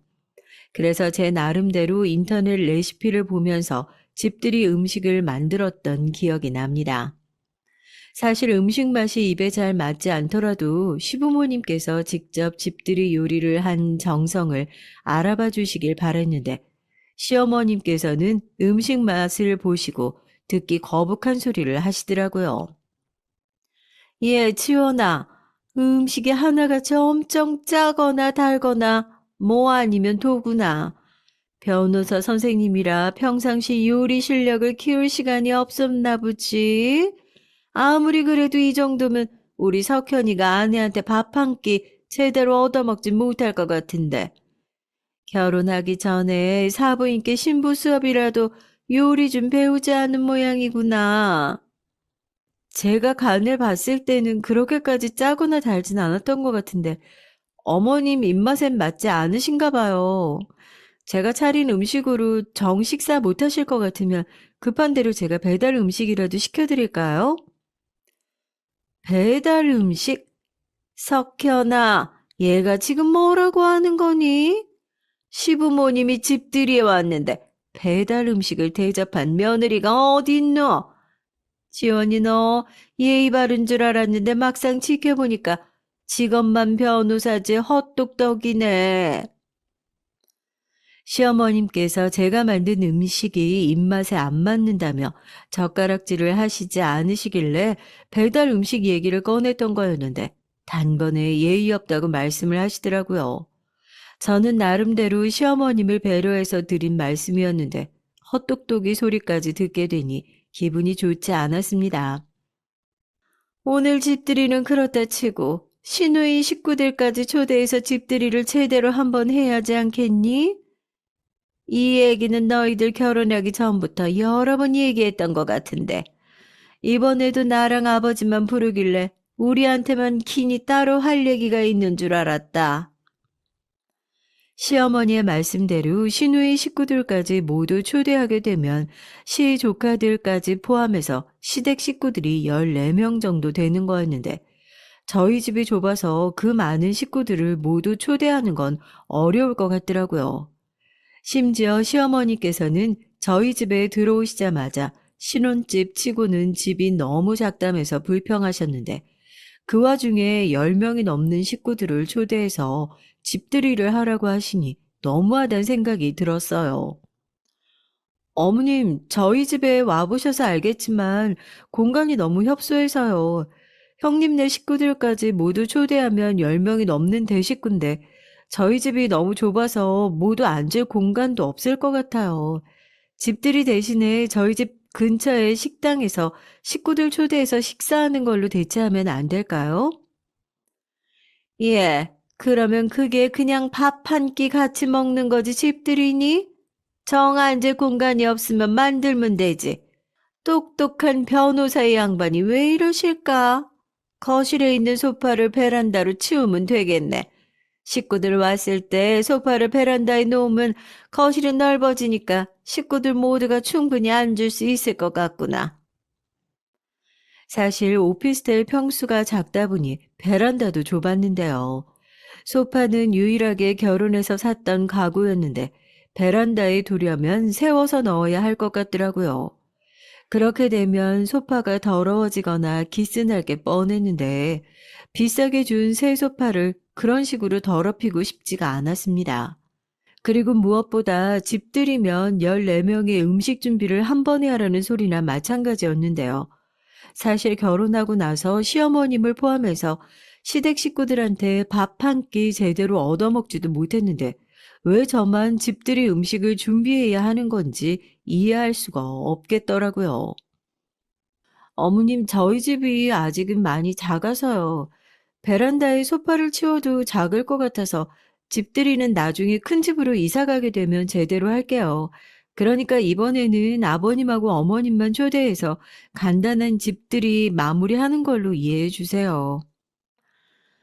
나중에 큰 집 가서 집들이를 할지언정 지금 석현이랑 살고 있는 곳이 신혼집이니 당연히 집들이를 해야 하는 것 아니니? 집들이 준비하는 게 뭐가 그렇게 힘들다고 내가 여러 번 얘기했는데도 무시를 하고 안 하겠다고 하는 거야? 시어머니는 집들이에 대해 전혀 물러날 기색이 보이지 않았습니다. 결혼 전부터 시댁 식구들을 모두 초대해서 집들이를 해야 한다고 하시길래 설마 했는데요. 저희 친정 엄마에게도 이런 얘기를 들려드리니 사돈께서 저한테 시집살이를 제대로 시키려고 그러시는 것 같다면서 화를 내시더라고요. 어머님, 제가 어떻게 감히 어머님 말씀에 거역을 하겠어요. 단지 14명이 모이기엔 집이 너무 협소해서 불편할 것 같으니까 식당에서 만나자는 거죠. 어쨌거나 저희 집에서는 집들이 절대 못할 것 같으니까 그렇게 이해해 주세요. 저는 도저히 모든 시댁 식구들을 집들이에 초대할 자신이 없었고 시어머님께 집들이를 거절할 수밖에 없었습니다. 시어머님께서는 여러 번 제안한 집들이를 확실하게 거절하니 기분이 나쁘셨는지 다른 말 없이 그냥 알겠다고만 하시더라고요. 이렇게 집들이 거절 사건 이후부터 시어머님께 미운 털이 단단히 박혀 고된 시집살이를 해왔던 것 같네요. 그런 와중에 신혼 때부터 남편과도 어긋나기 시작했는데요. 남편과 만난 지 6개월 만에 결혼을 하다 보니 함께 못 해본 것들이 참 많더라고요. 예를 들자면 봄에 남편과 벚꽃놀이를 못 가본 것 같아서 한 번은 벚꽃이 만개했을 때 주말에 시간 내서 남편에게 벚꽃놀이를 가자고 얘기를 했어요. 제 성격이 여성스럽지 못하고 털털한 편이라 평상시 꽃놀이 같은 데 관심이 전혀 없었는데 오랜만에 주말에 여유가 생기다 보니까 남편과 데이트를 할 겸 꽃놀이를 너무 가보고 싶더라고요. 사실 저는 직업 특성상 주말에도 의뢰인들의 소송 자료를 준비하느라 굉장히 바빠서 개인적인 시간이 거의 없었거든요. 마침 그때 주말에 일을 하지 않아도 돼서 평상시 잘 찾아오지 않는 황금 같은 여유 시간이라 왠지 더욱 뜻깊게 보내고 싶었던 것 같습니다. 오빠, 우리 주말에 벚꽃놀이 가는 건 어때? 한 번도 같이 가본 적 없었잖아. 이번 주는 정말 오랜만에 내가 일을 안 해도 될 것 같아서 오빠랑 데이트도 할 겸 꽃놀이도 가고 싶은데. 주말에? 주말에는 안 될 것 같은데.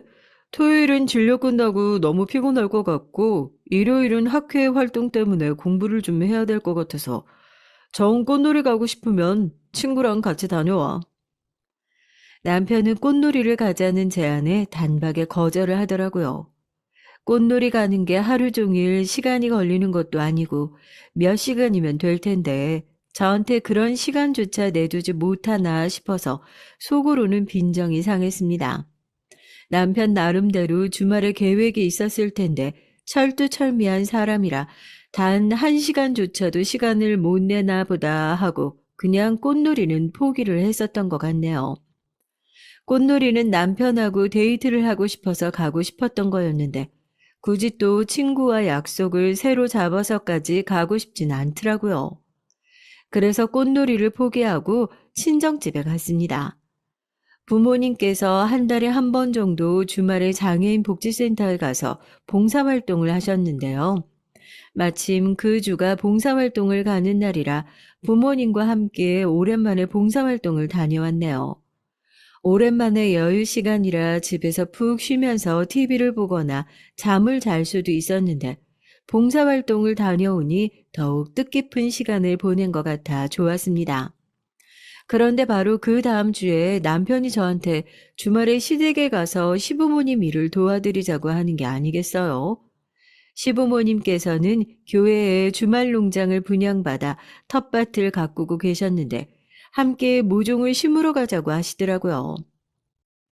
지원아, 주말에 엄마가 주말 농장 일이 많이 바쁘다고 일손 좀 보태달라고 하시네. 지난주에 꽃놀이 가자고 하는 거 보니까 지금 덜 바쁜 것 같은데 같이 가줄 수 있지? 무슨 소리야. 나 이번 주에 소송 준비해야 해서 주말 내내 일만 해야 돼. 지난주는 정말 특별하게 여유가 생겨서 꽃놀이 가자고 했던 거고, 내가 오빠한테 꽃놀이 가자고 할 때는 일하고 피곤해서 안 된다. 공부해서 안 된다고 하더니 부모님 일은 도와드리러 가도 되는 거야? 아무튼 나는 시간이 안 되니까 정 오빠가 가서 도와드리고 싶으면 일요일 아침 일찍부터 일어나서 도와드리러 가든지. 이번에는 제가 주말에 시댁에 못 가겠다고 단박에 거절을 하니까 남편은 심드렁한 표정을 지으면서 본인도 지난주에 저한테 거절한 게 있으니 아무 말도 하지 않고 알았다고 하더라고요. 실제로 저는 토요일 새벽까지 소송 준비를 하느라 바빴어요. 일요일 아침에 잠들어서 점심시간이 지나 일어났던 것 같습니다. 사실 그때도 다시 일어나 일을 했어야 했는데 남편이 혼자 시댁에 가서 일을 하고 있는 게 마음에 걸려서 뒤늦게라도 주말 농장에 가보려고 남편에게 전화를 걸었죠. 오빠, 아직 주말 농장이야? 지금 가려고 하는데 위치 좀 알려줘. 그럴 거였으면 아침에 나랑 같이 갔어야지. 오전에 일 다 끝내고 지금은 엄마네 집에 왔는데 엄마가 당신 오지 말라고 하시네.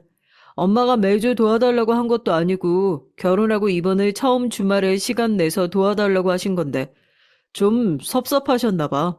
나도 사실 당신 때문에 빈정 상했는데 엄마는 오죽하셨을까. 그냥 집에서 하던 일이나 마저 하셔.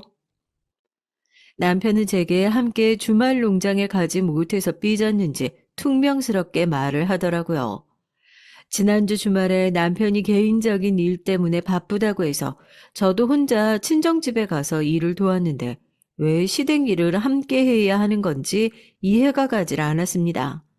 그리고 제가 시댁에 못 갈 수밖에 없는 일이 있으면 시어머니께 잘 말씀드리는 게 남편의 역할 아닌가요?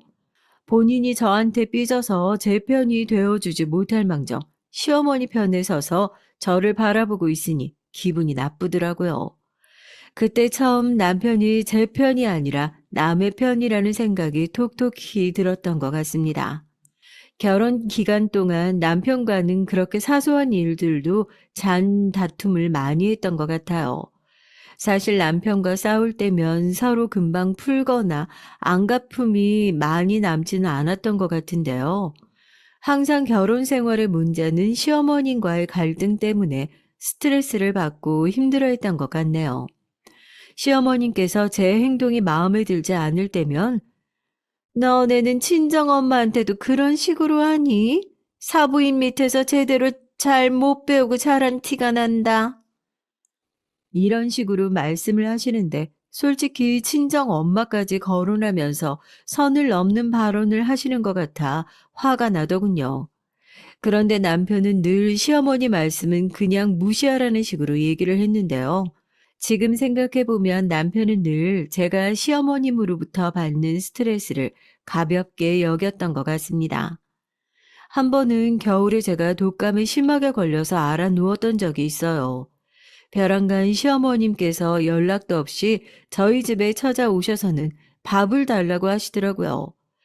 집에 밥이니 반찬이니 있는 상태도 아니었고 일전에 시어머니께서 배달 음식을 싫다고 말씀하셨기 때문에 급하게 장을 봐서 요리를 해야 하는 상황이었습니다. 남편이 독감 때문에 아픈 저를 생각해서 저는 집에 쉬고 본인과 둘이서 나가서 식사를 하자는 식으로 시어머니께 말씀을 드렸는데요. 남편이 시어머님께 여러 번 눈치를 줬는데도 막무가내로 저한테 식사 준비를 하라고 하시더라고요. 그때 남편도 시어머님께 화가 났는지 한마디 했습니다. 엄마, 지원이가 독감 때문에 컨디션이 많이 안 좋아요. 제가 맛있는 거 사드릴 테니까 저랑 같이 밖에 나가서 식사하세요. 아파서 침대에서 잘 일어나지도 못하는 며느리한테 굳이 이렇게까지 식사를 얻어 드셔야겠어요? 오늘은 고집 부리지 마시고 저랑 밖으로 나가세요. 얘 말하는 것 좀 보소. 제3자가 들으면 엄마가 아주 그냥 아픈 며느리를 못 살게 구는 못된 시어머니처럼 만들어버리네. 누가 대단한 요리해서 만들어 달라고 하는 거니? 밖이 많이 추워서 나가기가 싫으니까 집에 있는 김치로 간단하게 김치찌개 끓이고 계란 후라이라도 몇 가지 반찬해서 같이 식사하자는 건데 그게 그렇게 어려운 거니? 지원이 쟤는 아프다는 핑계로 시어머님이 오셨는데 거들떠보지도 않고 저렇게 쳐 누워서 나는 아무것도 모르네 하고 있는데 너는 아내한테 뭐라고 해야지 도리어 엄마한테 뭐라고 하는 거야? 엄마, 무슨 말씀을 그런 식으로 하세요? 제가 언제 엄마를 못된 시어머니로 만들었다고 그래요. 집에 김치찌개고 나발이고 식재료가 없어서 어떤 음식도 만들 수가 없는 상황이에요. 저희 집에서 계속 그러지 마시고 저랑 같이 나가세요. 남편은 시어머님과 말이 잘 안 통해서 짜증이 났는지 큰 소리를 치기 시작했고, 시어머님은 본인 편을 들어주지 않는 남편에게 단단히 삐치셨는지 앞으로 평생 연락하지 말라면서 밖으로 나가버리셨습니다. 현관문을 아주 세게 꽝 하고 닫으시는 바람에 저는 깜짝 놀랐고 아픈 몸을 이끌고 엘리베이터까지 시어머님을 쫓아 나갔어요. 아이고, 귀하신 며느리님이 추운데 밖까지 나오시고 웬일이세요?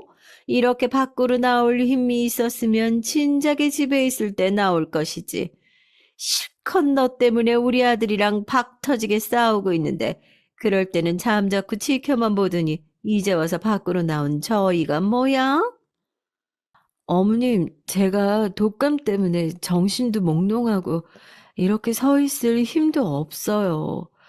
오빠하고 싸우신 걸 가지고 왜 제 탓을 하시는 거예요? 제가 동네 북도 아니고 매번 어머님께서 오빠한테 화낸 일로 저한테 화풀이를 하시니 솔직히 많이 힘드네요. 시어머님께서는 제가 아프든지 말든지 전혀 관심도 없으셨고 아들과 싸운 일 가지고 저를 달달 볶으시는데 해도 해도 너무한다는 생각이 들었던 것 같습니다. 요즘 며느리들이 시어머님한테 꼬박꼬박 말대꾸 하고 할 말 못할 말 가리지 못한다고 하던데 너 보고 하는 소린가 보구나? 하늘 같은 시어머니 앞에서 변호사라고 똑똑한 척 나대는 거니? 앞으로 너도 석현이도 만날 일 없으니 그렇게 알아라. 시어머님은 앞으로 저와 남편을 볼 일 없다며 으름장을 놓고 가버리셨습니다. 그런데 웃긴 건 그 이후로도 아무런 연락 없이 저희 집이 시어머님 두 번째 집인 것 마냥 마음대로 찾아와서 식사를 하고 가시거나 낮잠을 주무시고 가시거나 그런 거 있죠. 친정엄마는 남편이 혹시나 불편할까봐 결혼하고 나서 한 번도 저희 집에 찾아온 적이 없었는데요. 시어머님은 제가 지금까지 기억하는 것만 해도 저희 집에 찾아온 횟수가 수십 번을 넘는 것 같네요. 그리고 제가 남편과 이혼할 수밖에 없었던 사건이 있었는데요. 남편과 결혼한 지 1년 차가 되었을 때 저희 부부는 임신을 계획했고 아무래도 제가 35살이 넘어서 임신을 하려고 시도를 해서 그런지 몰라도 자연 임신이 잘 되지 않더라고요. 그래서 어쩔 수 없이 남편과 난임센터에 등록을 해서 인공수정을 시도하던 때가 있었습니다. 인공수정을 두 번째 시도했을 때 임신에 성공을 했고 병원에서 쌍둥이라고 얘기를 해줬어요. 임신하기 전까지는 아무 생각이 없었는데 막상 임신을 하고 나니 뱃속에 아기가 있다는 게 신기하기도 하고 엄마가 된다는 생각에 행복하더라고요. 사실 남편과 저는 결혼하고 나서 각자 월급이 어느 정도 되는지 잘 모르고 있었어요. 그도 그럴 것이 남편은 의사, 저는 변호사다 보니 기본급이 있더라도 인센티브가 있어서 매달 월급이 달랐습니다. 그리고 결혼 생활을 시작하면서 오피스텔 관리비, 생활비 등 공동으로 들어가는 돈은 나눠서 함께 내고 나머지 개인적으로 사용하는 돈은 각자 관리를 해오고 있었거든요. 그렇다 보니 남는 돈을 100% 모두 소비를 하고 있는 것인지 은행에 저축을 하고 있는 것인지 서로 모르고 지내왔던 거죠. 그런데 제가 임신을 하고 나서부터는 남편과 월급을 하나로 모아서 돈 관리를 해야 할 것 같았고, 남편에게 다음 달 월급부터 저한테 이체해 달라고 했더니 충격적인 얘기를 하더라고요. 사실 결혼 전이나 후나 엄마가 내 월급 관리를 해주고 계시거든. 꽤 오랫동안 엄마가 내 돈을 관리해주고 있었던 터라 다음 달부터는 내 월급을 당신이 관리할 수 있도록 엄마한테 말씀드려 볼게. 그 당시 남편 나이가 38살이었는데 요즘은 청소년들도 경제관념이 생겨서 본인 돈은 알아서들 관리한다고 하던데 남편은 시어머니께 직접 돈 관리를 해주고 있었다고 하니까 깜짝 놀랐던 것 같습니다. 결혼하고 나서부터는 남편이 직접 본인 돈을 관리하는 게 맞는 것 같은데 그동안 시어머님께서 돈 관리를 해주시는 바람에 돈이 얼마나 모였는지 잘 모르고 있었더라고요. 오빠, 결혼하고 나서까지 어머님께서 오빠 돈을 관리해 주셨다고 하니까 너무 당황스럽다. 결혼 전에는 그렇다 치고 결혼하고 나서는 오빠가 직접 돈 관리를 하든지 잘못할 것 같으면 나한테 맡기든지 했어야지. 이제부터는 내가 할 테니까 어머님께 미리 말씀드려놔줘. 그동안 돈 관리는 각자 하자고 먼저 얘기 꺼냈던 게 당신 아니었어? 그래서 나는 늘 해왔던 방식으로 엄마한테 돈 관리 맡겼던 것뿐이야. 뭐가 당황스럽다고 하는 건지 모르겠네. 앞으로 당신이 하면 되는 거니까 과거 일 가지고 뭐라고 하지 말자. 오빠 주변에 결혼한 친구들이 어떻게 돈 관리하는지 한번 물어봐봐. 엄마한테 맡긴다고 하는 사람은 단 한 사람도 없을걸? 난 오빠가 마마보이도 아니고 그동안 어머님께 맡겼다는 게 이해가 안 가서 하는 소리였지. 어머님께서 오빠 월급 가지고 얼마나 저축을 하셨는지 아니면 오빠 돈을 어머님 돈인 것 마냥 쓰셨는지 전혀 모르고 있는 거잖아. 그거야 엄마가 돈 관리하는 사람이니까 알아서 잘 하셨겠지. 설마 아니 내가 그동안 들인 돈을 모조리 다 쓰셨겠어? 아, 그만 얘기하자. 뱃속에 아가들이 스트레스 받겠어. 아무튼 엄마한텐 내가 잘 말씀드려 볼게. 사실 그때 임신한 상태가 아니었다면 남편하고 한참 더 말싸움을 했을 것 같습니다. 남편도 저한테 더 따지고 들고 싶었지만 제가 임신한 몸이라 그런지 참는 것 같더라고요. 그렇게 남편하고 얘기를 나누고 일주일 정도 지났을까요? 시어머님께서 이번에도 연락 한 통 없이 다짜고짜 저희 집으로 쳐들어오셔서는 막말을 하시더라고요. 그날은 마침 남편이 볼 일이 있어서 집에 없는 상태였습니다. 지원이 너, 석현이한테 앞으로 월급 관리하겠다고 하면서 나한테 얘기하라고 했다며? 결혼하고 나서 나한테 하나밖에 없는 우리 아들 빼앗은 것도 모자라서 결혼하고 2년 동안 아무 말 없다가 갑자기 월급 관리를 하겠다고 나선 저희가 도대체 뭐니? 어머님, 제가 무슨 오빠를 빼앗아 가요. 저랑 결혼했어도 오빠는 어머님 아들인 게 변함없는 사실인데 그런 말씀을 하세요. 그리고 당연히 결혼을 했으면 돈 관리는 저희 가정에서 해야 하는 거죠. 언제까지 어머님께서 오빠 월급 관리를 하시려고 하는 거예요? 어머님께서는 아버님 월급 관리하시면 되시잖아요. 얘 말하는 뻔세 보소. 미꾸라지 한 마리가 온 웅덩이를 흐린다고 하더니만 그동안 우리 집안이 얼마나 화목했는 줄 아니? 지원이 네가 들어오고 나서부터 내가 우리 석현이랑 달에 한 번씩은 꼬박꼬박 말싸움을 하는 것 같다. 엄마하고 아들 사이를 갈라놔서 그렇게 좋으냐? 어머님, 계속 듣다 보니까 기분 나빠서 저도 한 말씀 드릴게요. 어머님하고 오빠가 싸우는 건 어머님 때문이지 저 때문이 아니잖아요. 왜 항상 오빠랑 싸울 때만 제 탓을 하시는 거예요? 어머님께서 지금 솔직히 계속 오빠 돈 관리하고 싶으셔서 억지 부리시면서 저한테 막말하시는 거잖아요. 시어머님 말씀을 듣다 보면 화가 날 수밖에 없었어요. 그날따라 저한테 평상시보다 더 심하게 막말을 하시는 것 같아서 도저히 가만히 있을 수가 없겠더라고요. 그런데 제 말을 듣고 시어머님께서도 화가 잔뜩 나셨는지 그 순간 제 머리채를 휘어잡고 흔들며 말씀하시더라고요. 보자 보자 하니까 시어머님을 아주 우습게 보고 있네. 석현이 돈 관리는 내가 그대로 진행할 거니까 그렇게 알고 있어. 그리고 다시 한번 더 시어머니 하시는 말씀을 우습게 알고 말대꾸하거나 대들면 이번처럼 머리채 휘어잡는 걸로 끝나진 않을 거니까 그렇게 알고. 시어머님은 그렇게 제 머리채를 있는 힘껏 휘어잡다가 막말을 내뱉고 집 밖을 나가버리셨습니다.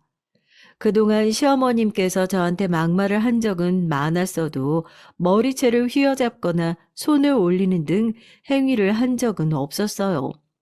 심지어 제가 임신한 상태인 걸 알면서도 어떻게 그런 행동을 보일 수 있는 것인지 시어머님이 나가시고 한참 동안 충격에 휩싸여 있었던 것 같습니다. 그리고 한참 시간이 지난 후에 시어머님 때문에 스트레스를 많이 받았는지 배가 너무 아프더라고요. 안 그래도 병원에서 인공수정이라 스트레스 받지 않도록 각별히 주의하라고 했었는데 혹시 몰라 급하게 서둘러 병원을 가보았습니다. 정말 허무하게도 유산을 하고 말았어요. 이 모든 것들이 6시간 안에 일어난 일들인데요. 제가 몸이 허약해서 유산될 가능성이 높다고 병원에서 얘기를 해주긴 했지만 시어머니께서 집에 찾아오지 않았더라면 저한테 막말을 하고 머리채를 휘어잡지 않았더라면 우리 아기를 지켜낼 수 있지 않았을까 하는 생각이 들어서 시어머님을 죽을 만큼 원망했던 것 같습니다. 그런데 참 웃긴 게요. 제가 유산을 하고 나서 남편이 제 편이 되어 시어머니께 화를 낼 거라고 생각했는데 유산을 한 게 제가 제 몸 하나 제대로 관리하지 못해서 일어난 일이라면서 저를 비난하더라고요. 내가 우리 아기들 출산할 때까지 변호사 일을 잠시 쉬거나 그만두라고 진지하게 말했었지. 임신하고 나서도 잠시 쉴 틈 없이 매일같이 늦게까지 일하는데 아기들이 힘들어서 엄마 뱃속에서 버티고 있었겠어? 유산한 건 당신이 다 자초한 일이니까 괜히 우리 엄마 탓하지 마. 오빠는 어떻게 나한테 그런 식으로 말할 수가 있어? 내가 우리 아기들 지켜내려고 얼마나 애썼는데. 급한 일만 마무리하고 변호사 일 쉰다고 말했었잖아. 그날 어머님께서 다짜고짜 우리 집에 찾아와서 행패만 부리지 않으셨어도 이런 일 없었을 거야.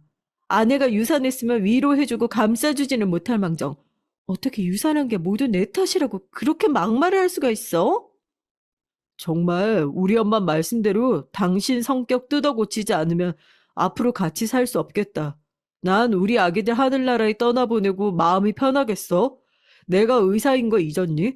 우리 엄마가 당신한테 그런 행동 보인 건 100번 잘못한 일이지만 애초에 당신이 그동안 해왔던 행동들을 관찰해 보면 유산할 만해서 객관적으로 얘기한 거야.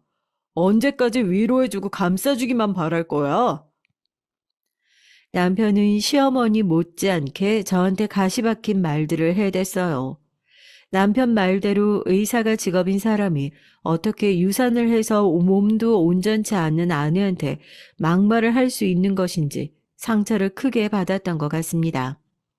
그렇게 제가 유산을 한 이후로 남편과 매일같이 싸움만 했던 것 같아요. 그런 와중에 시어머님께서는 제가 안 그래도 몸이 약한데 유산까지 해서 앞으로는 임신을 못할 것 같다면서 이런 며느리를 들여서 시댁의 대가 끊긴다고 남편과의 이혼을 계속 조장했습니다. 한 번은 시댁 식구들이 다 같이 모여있는 앞에서 저한테 면박을 주더라고요. 지원이 너는 무슨 애가 매일같이 그렇게 울상이냐?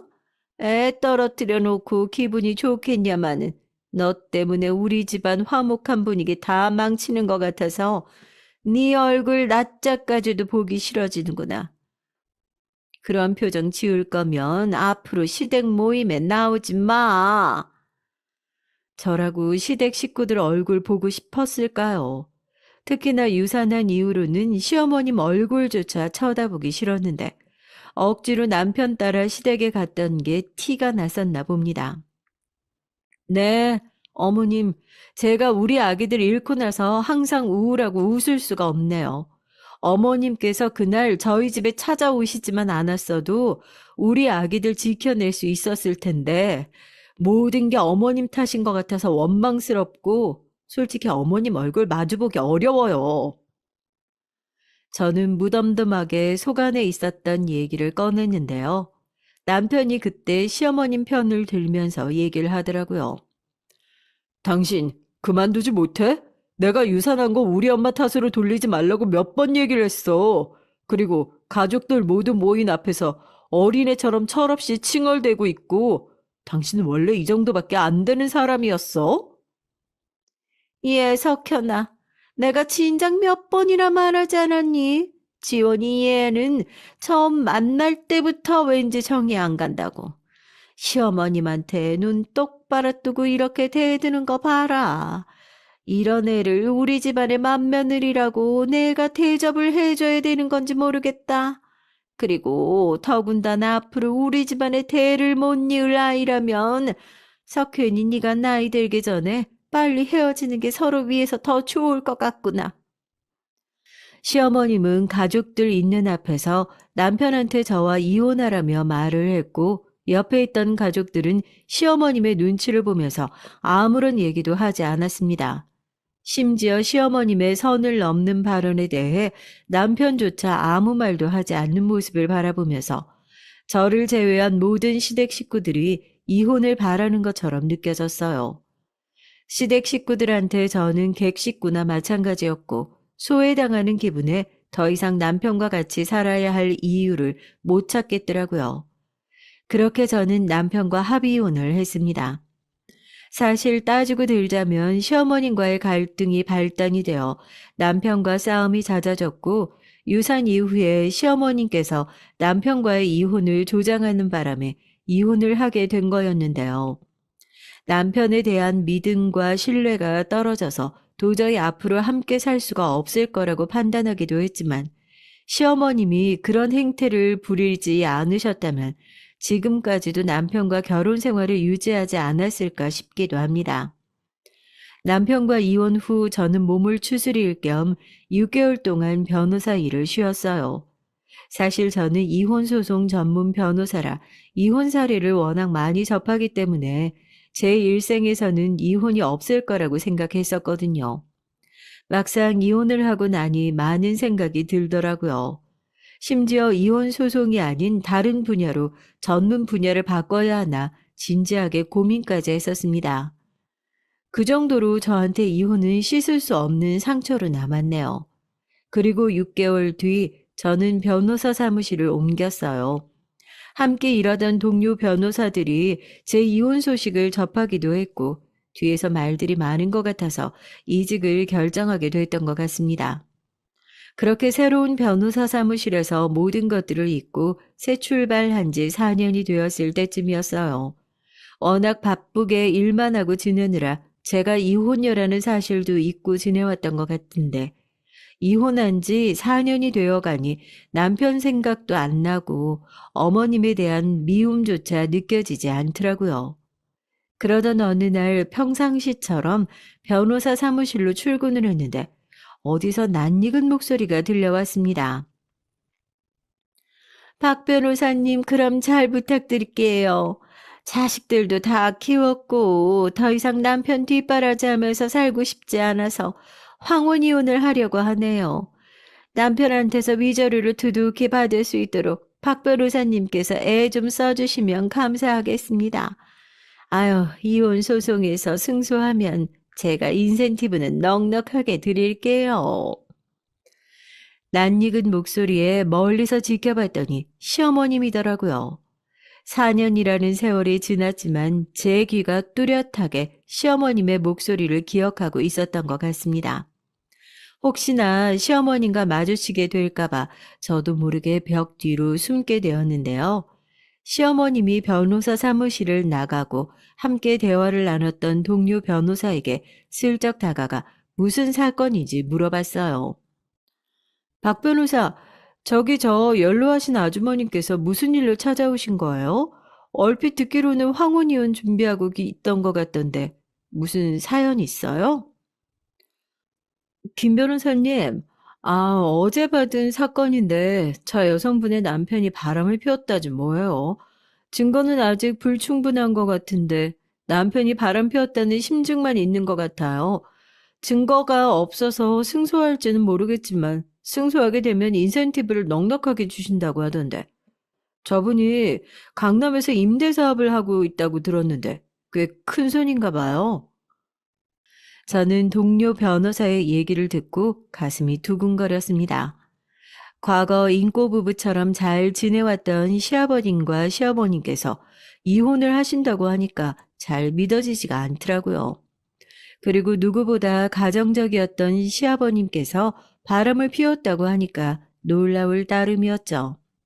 비록 시아버님께서 제가 이혼할 때 시어머님 귀에 눌려서 아무 말씀도 하지 못하셨지만 시어머님보다는 100배, 1000배 인성적으로 괜찮은 분이셨거든요. 속사정이 어떤 건지 잘 모르겠지만 이 사건은 왠지 숙명처럼 제가 맡아서 진행해야 할 것 같아 동료 변호사에게 솔직하게 과거 얘기를 털어놨습니다. 박 변호사, 이 사건 나한테 넘겨. 그동안 단 한 번도 내 얘기 입 밖으로 꺼내본 적이 없긴 하지만 내가 이혼했던 결정적인 이유가 모두 시어머님 때문이었거든. 저 여성분이 내 시어머님이었어. 세상에 이런 일이 있을 수 있는지 모르겠지만 이런 식으로 급작스럽게 시어머님을 다시 만나게 될지는 꿈에도 몰랐다. 박 변호사 허락한다면 이 사건은 내가 함께 진행하고 싶은데 괜찮겠어? 저는 변호사 사무실을 이직하고 나서 제 사생활에 대해서 동료들에게 털어놓은 적이 없었어요. 변호사라고 다를 것 없이 이혼녀라는 타이틀이 달리고 속사정을 알게 되면 뒤에서 이런저런 말들이 많아서 굳이 말하고 싶지 않더라고요. 그런데 시어머님의 이혼 소송을 반드시 맡아야겠다는 일념하에 솔직하게 과거 얘기를 털어놨고 박 변호사는 다행히도 같은 이혼녀로서 저를 잘 이해해 줬습니다. 김 변호사님께서 남모를 그런 사정이 있으셨군요. 시어머님 때문에 이혼을 당하게 됐는데 이렇게 만나게 됐으니 얼마나 감정이 복잡하실까요? 사실 저도 7년 전쯤 시어머님 모시고 살면서 고부간의 갈등 때문에 남편과 이혼했거든요. 김 변호사님께서 시어머님 앞에 정면에 나서서 사건을 진두지휘하면 이상하게 생각하실 수도 있으니까 제가 맡아서 진행하면서 진행 상황에 대해서는 자세하게 공유해 드리도록 할게요. 박 변호사는 제가 시어머님 이혼 소송을 뒤에서 조정할 수 있도록 허락을 해 주었고 그날 이후로 저는 시어머님께 어떤 식으로 복수를 해야 할지 고민을 한참 했던 것 같습니다.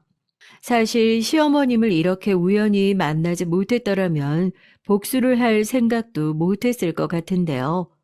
억울하게 이혼을 당한 저에게 하늘이 내려준 기회라는 생각이 들더라고요. 그리고 며칠 뒤 시어머님은 박 변호사와 본격적으로 이혼 소송을 준비하기 위해서 변호사 사무실에 다시 찾아왔습니다.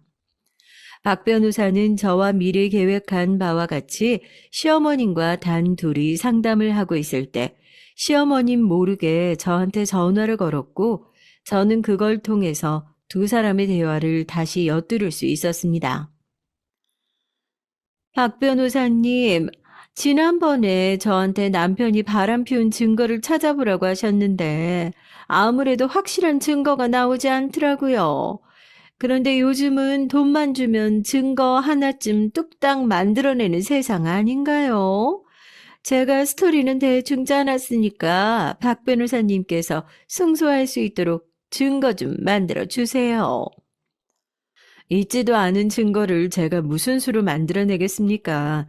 있는 사실 그대로 소송을 진행해야 하는데 결국에 증거 불충분으로 남편분이 바람피웠다는 증거가 확실치 않아서 패소할 가능성이 높아 보여서요. 저한테 그동안 남편분과 있었던 일들을 상세하게 말씀해 주시겠어요? 사실 제가 남편이 꼬박꼬박 줬던 월급으로 임대사업에 투자를 했거든요. 남편은 그 사실을 모르고 있고요. 그런데 어느 날 갑자기 그 돈을 모조리 싹 다 내놓으라고 하진 뭐예요? 여태까지 일만 했지 돈은 전혀 관심도 없던 사람이 돈을 달라고 하는 건 딱 한 가지밖에 없다고 생각했죠. 여자가 생겨서 뒤에서 딴 살림을 차렸으니 돈이 많이 필요한 거였겠죠. 저는 그동안 성실하게 남편을 내조하면서 살아왔는데 뒤통수를 쳐도 유분수지. 어떻게 바람을 피울 수가 있겠어요? 저랑도 사실 바람 피워서 재혼한 사람이니까 바람기가 다분한데 뻔할 뻔짜죠. 이혼 소송에서 이기면 남편이 그동안 저한테 줬던 월급들 1푼도 되돌려주지 않고 위자료 삼아 받으려고요. 시어머님 얘기를 들어보니 오래전부터 임대사업을 크게 할 수 있었던 이유가 따로 있었더라고요. 시아버님이 병원 원장이라 월급이 몇 천만 원 정도가 거뜬히 될 텐데 그 돈을 가지고 차곡차곡 모아서 임대사업을 꾸준히 해오셨으니 얼마나 많은 부를 축적하셨을까요? 그렇게 생각하다 보니 옛날에 남편 월급도 저한테 죽어도 못 넘겨준다고 했던 이유가 이해가 갔습니다.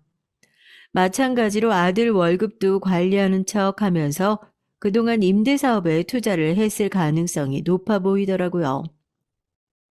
알겠습니다. 그런데 만약에 남편분께서도 맞고소를 하시면 저희가 분류해 줄 수도 있어요. 아무래도 남편분이 바람 피웠다는 증거는 심증만 있고 불충분한 것 같아서 다른 쪽으로 고민을 해봐야 할 것 같네요. 저는 수단 방법을 가리지 않고 소송에만 이기기만 하면 되니까 박 변호사님만 믿고 따라가겠습니다. 제가 또 확인해 드려야 할 부분이 있으면 언제든지 연락 주세요. 저는 박 변호사와 시어머님이 나눈 대화를 토대로 뒷조사를 몰래 진행했습니다. 충격적인 사실을 새롭게 알게 됐어요. 알고 보니 바람을 피운 건 시아버님이 아니고 시어머님이시더라고요.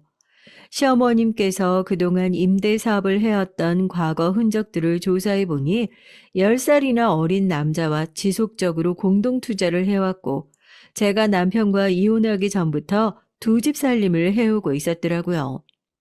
아무리 시아버님과 바람을 피워서 재혼을 했다지만 어떻게 그 연세에 두 집 살림을 해오면서 가족들을 까맣게 속일 수가 있었던 것인지 정말 상상했던 것 이상으로 시어머님이라는 사람이 최악이었었더라고요.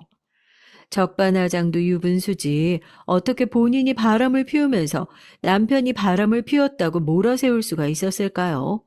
저는 이 사실을 박 변호사에게 당장에 알렸고 박 변호사는 시어머님의 거짓된 증언에 학을 뗍습니다.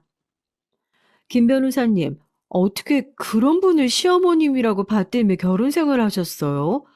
김 변호사님께서도 이혼 당하실 만 하셨네요. 가족들까지 모두 속이고 바람을 피운 걸 보면 보통 내기가 아닌 분인데 작정하고 며느리하고 아들 이혼시키려고 들었으면 아무리 김 변호사님이라고 하더라도 못당해 냈을 것 같아요. 아무리 생각해도 제가 이런 분을 맡아서 변호한다는 것 자체가 역대급으로 최악이네요. 박 변호사는 저와 함께 시어머님의 실체에 대해 알고 나서 격분을 했습니다. 그때부터 박 변호사도 저에게 감정이 이입됐는지 어떻게 하면 시어머님께 복수를 제대로 할 수 있을지 고민을 해줬던 것 같아요. 김 변호사님, 상대방에서 맞고소를 넣은 상태예요. 그러니까 김 변호사님의 과거 시아버님께서 시어머님께 맞고소를 했더라고요. 상대방 변호사가 사실 제가 로스쿨 때부터 알고 지내던 선배라서 저한테 연락이 왔어요. 그쪽에서는 시어머님께서 바람을 피운다는 것도 시아버님 월급으로 그동안 임대사업을 해왔다는 사실도 전혀 모르고 있는 눈치였고요. 저는 박 변호사 말을 듣고 이거다 싶었습니다. 전 남편을 포함해서 시댁 식구들에게 시어머님의 실체에 대해서 알려야겠다는 생각이 들더라고요. 그래서 저는 고민 끝에 상대방 변호사에게 시어머님이 10살이나 어린 남자와 바람을 피워서 두 집 살림을 차리고 그 남자와 그동안 시아버님의 돈으로 임대사업을 했다는 증거들을 수집해서 익명으로 서류를 전달했습니다. 사실 변호사로서 그런 행동을 하는 것이 도리에 어긋나는 일이긴 하지만요. 시어머님은 이런 사실은 전혀 알지 못한 채 공판날 출석을 했습니다. 그동안 제가 박 변호사와 함께 시어머님의 사건을 담당하긴 했지만 전면에 나서지 않아 시어머님을 일부러 만나 뵙지 않았는데요. 그날은 저도 시어머님의 담당 변호사로서 법원에 출석을 했고 그때 처음 시어머님을 만나 뵐 수 있었습니다. 아니, 네가 어떻게 여기 있는 거니? 너 지원이 맞지? 아니 그런데 어떻게 네가 박 변호사님과 함께 법원에 있는 거야? 어머님 오랜만이에요. 박 변호사에게 얘기 듣지 않으셨어요? 박 변호사랑 다른 변호사가 함께 이 사건을 맡아서 진행할 거라고요. 제 이름까지 얘기했다고 하던데 전혀 눈치채지 못하셨나 봐요. 하기야 제가 오빠랑 이혼한 지 4년이 넘었으니 제 이름이 생소해질 만도 하셨겠죠.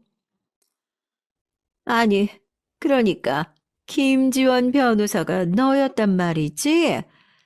이름이 많이 익숙하다 생각은 했는데 설마 너일 줄이야. 나는 그동안 몰랐다 쳐도 너는 내가 누군지 알았을 텐데 담당 변호사라는 사람이 어떻게 나한테 말 한마디를 안 할 수가 있는 거니? 너 설마 일부러 이 소송 망치려고 나를 속인 건 아닐 테지? 설마요. 옛날 시어머님이기 전에 저한테는 의뢰인이신데요.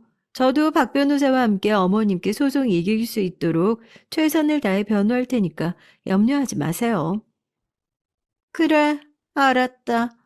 일단 오늘은 거사를 치르는 중요한 날이니까 내가 당장 딴 말은 하지 않고 박 변호사와 함께 너를 전적으로 믿으마. 설마 하니 유치하게 옛날 일 가지고 나를 제대로 변호하지 않거나 이상한 말을 짓거리지는 않겠지. 그러면 내가 소송 끝나도 가만두지 않을 거니까 똑바로 변호해라. 어머님은 박 변호사와 저를 대하는 태도가 전혀 달랐는데요. 제가 예전처럼 며느리가 아니고 생판 아무런 관계도 없는 변호사 신분으로 정말 오랜만에 만났는데도 저를 대하는 태도나 어투가 살펴보면 여전히 하대를 하시더라고요. 그런 시어머님의 모습을 보면서 속으로 오늘 소송이 어떻게 진행될지 한번 두고 보자는 마음에서 일찍부터 통쾌한 마음이 들었던 것 같습니다.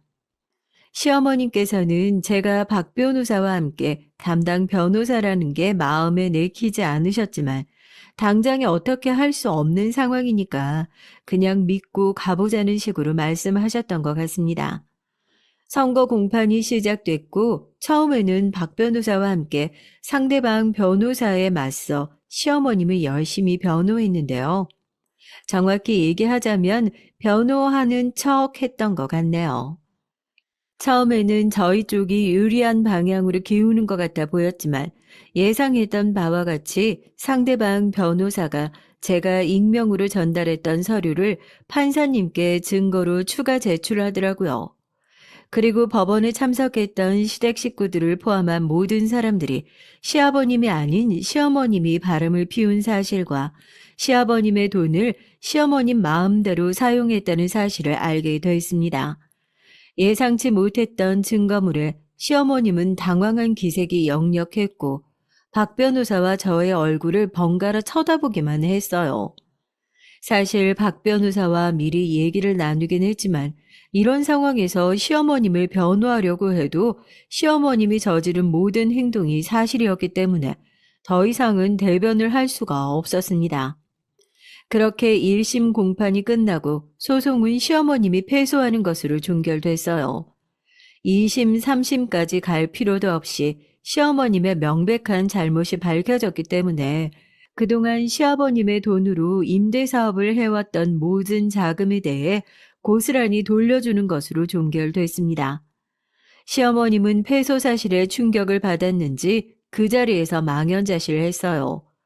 그때 건너편 자리에 앉아있던 시아버님과 시누이들이 시어머님을 죽일 듯이 째려보면서 다가오더라고요. 그리고 시아버님께서 뺨을 갈구며 한마디 하셨습니다. 당신, 그동안 젊은 놈이랑 나뒹굴면서 바람 피워놓고 감히 나한테 바람 피운 것처럼 뒤집어 씌우려고 했어? 너도 나도 바람 피운 년놈들끼리 재혼하긴 했지만 당신은 정말 쓰레기다. 그동안 당신 믿고 소같이 일만 하면서 월급만 꼬박꼬박 준 내 자신이 너무 한심해. 딸들이 요즘 엄마 행동 이상하다고 그동안 모아뒀던 돈은 어딨냐고 물어보라고 해서 망정이지. 안 그랬으면 바보같이 젊은 놈이랑 당신이 살림 차리고 먹고 살 수 있도록 돈만 대줄 뻔했네. 그동안 내가 당신한테 바친 돈하고 같이 위자료로 당신 재산까지 모조리 싹 다 빼앗아 버릴 테니까 그렇게 알아. 시아버님은 시어머님께 분노에 차서 재산을 모두 빼앗을 거라고 선전포고를 하시고 나가셨어요. 시어머님은 여전히 현실을 제대로 파악하지 못했는데 시아버님께 뺨을 맞고 정신이 번쩍 들었는지 시아버님이 나가시자마자 저를 째려보며 멱살을 잡으려고 하시더라고요. 네가 그랬지. 네가 뒤에서 내 뒤통수 친 거지. 내가 우리 석현이랑 너랑 이혼시켰다고 지금 이렇게 안갚음을 한 게냐? 내가 변호사 선임료를 얼마나 돈을 많이 지불했는데 이따위로 허무하게 패소를 할 수 있냐고. 박 변호사랑 네가 짜고 친 거 아니니? 어머님, 이제 본인을 되돌아보셔야 하지 않을까요? 지금 누구 탓을 하시는 거예요? 옛날이나 지금이나 남 탓하는 건 하나도 바뀌지 않으셨네요. 저는 어머님 패소 사실과 전혀 무관하고요. 어머님이 도리어 박 변호사한테 거짓 진술을 한 거나 마찬가지니까 저희를 탓하실 필요가 없으시죠. 앞으로는 어머님 삶을 되돌아보면서 잘 못했던 사람들한테 용서 빌며 사셨으면 좋겠네요. 저희는 그럼 이만 다른 소송 사건 때문에 바빠서 가보겠습니다. 그렇게 저는 시어머님께 제 할 말을 하고 법정을 나와버렸습니다. 법정을 나오는 순간 그동안 시어머님께 쌓였던 10년 묵은 채증이 한순간에 싹 내려가는 것 같더라고요. 전 남편까지 법정에 왔더라면 시어머님과 통틀어 한마디 속 시원하게 해줬을 텐데 그게 아쉽긴 하지만요. 참 살다 보니 이렇게 시어머님께 통쾌하게 복수하는 날도 다 찾아오네요. 그동안 항상 전 남편과 이혼으로 인한 상처와 시어머님에 대한 원망으로 마음 한구석이 답답하고 힘들었는데 이제는 모든 것을 다 내려놓을 수가 있게 됐습니다. 이제 남은 인생은 저 자신만을 위해서 상쾌하게 새 출발하려고 해요. 긴 사연 들어주셔서 감사드립니다.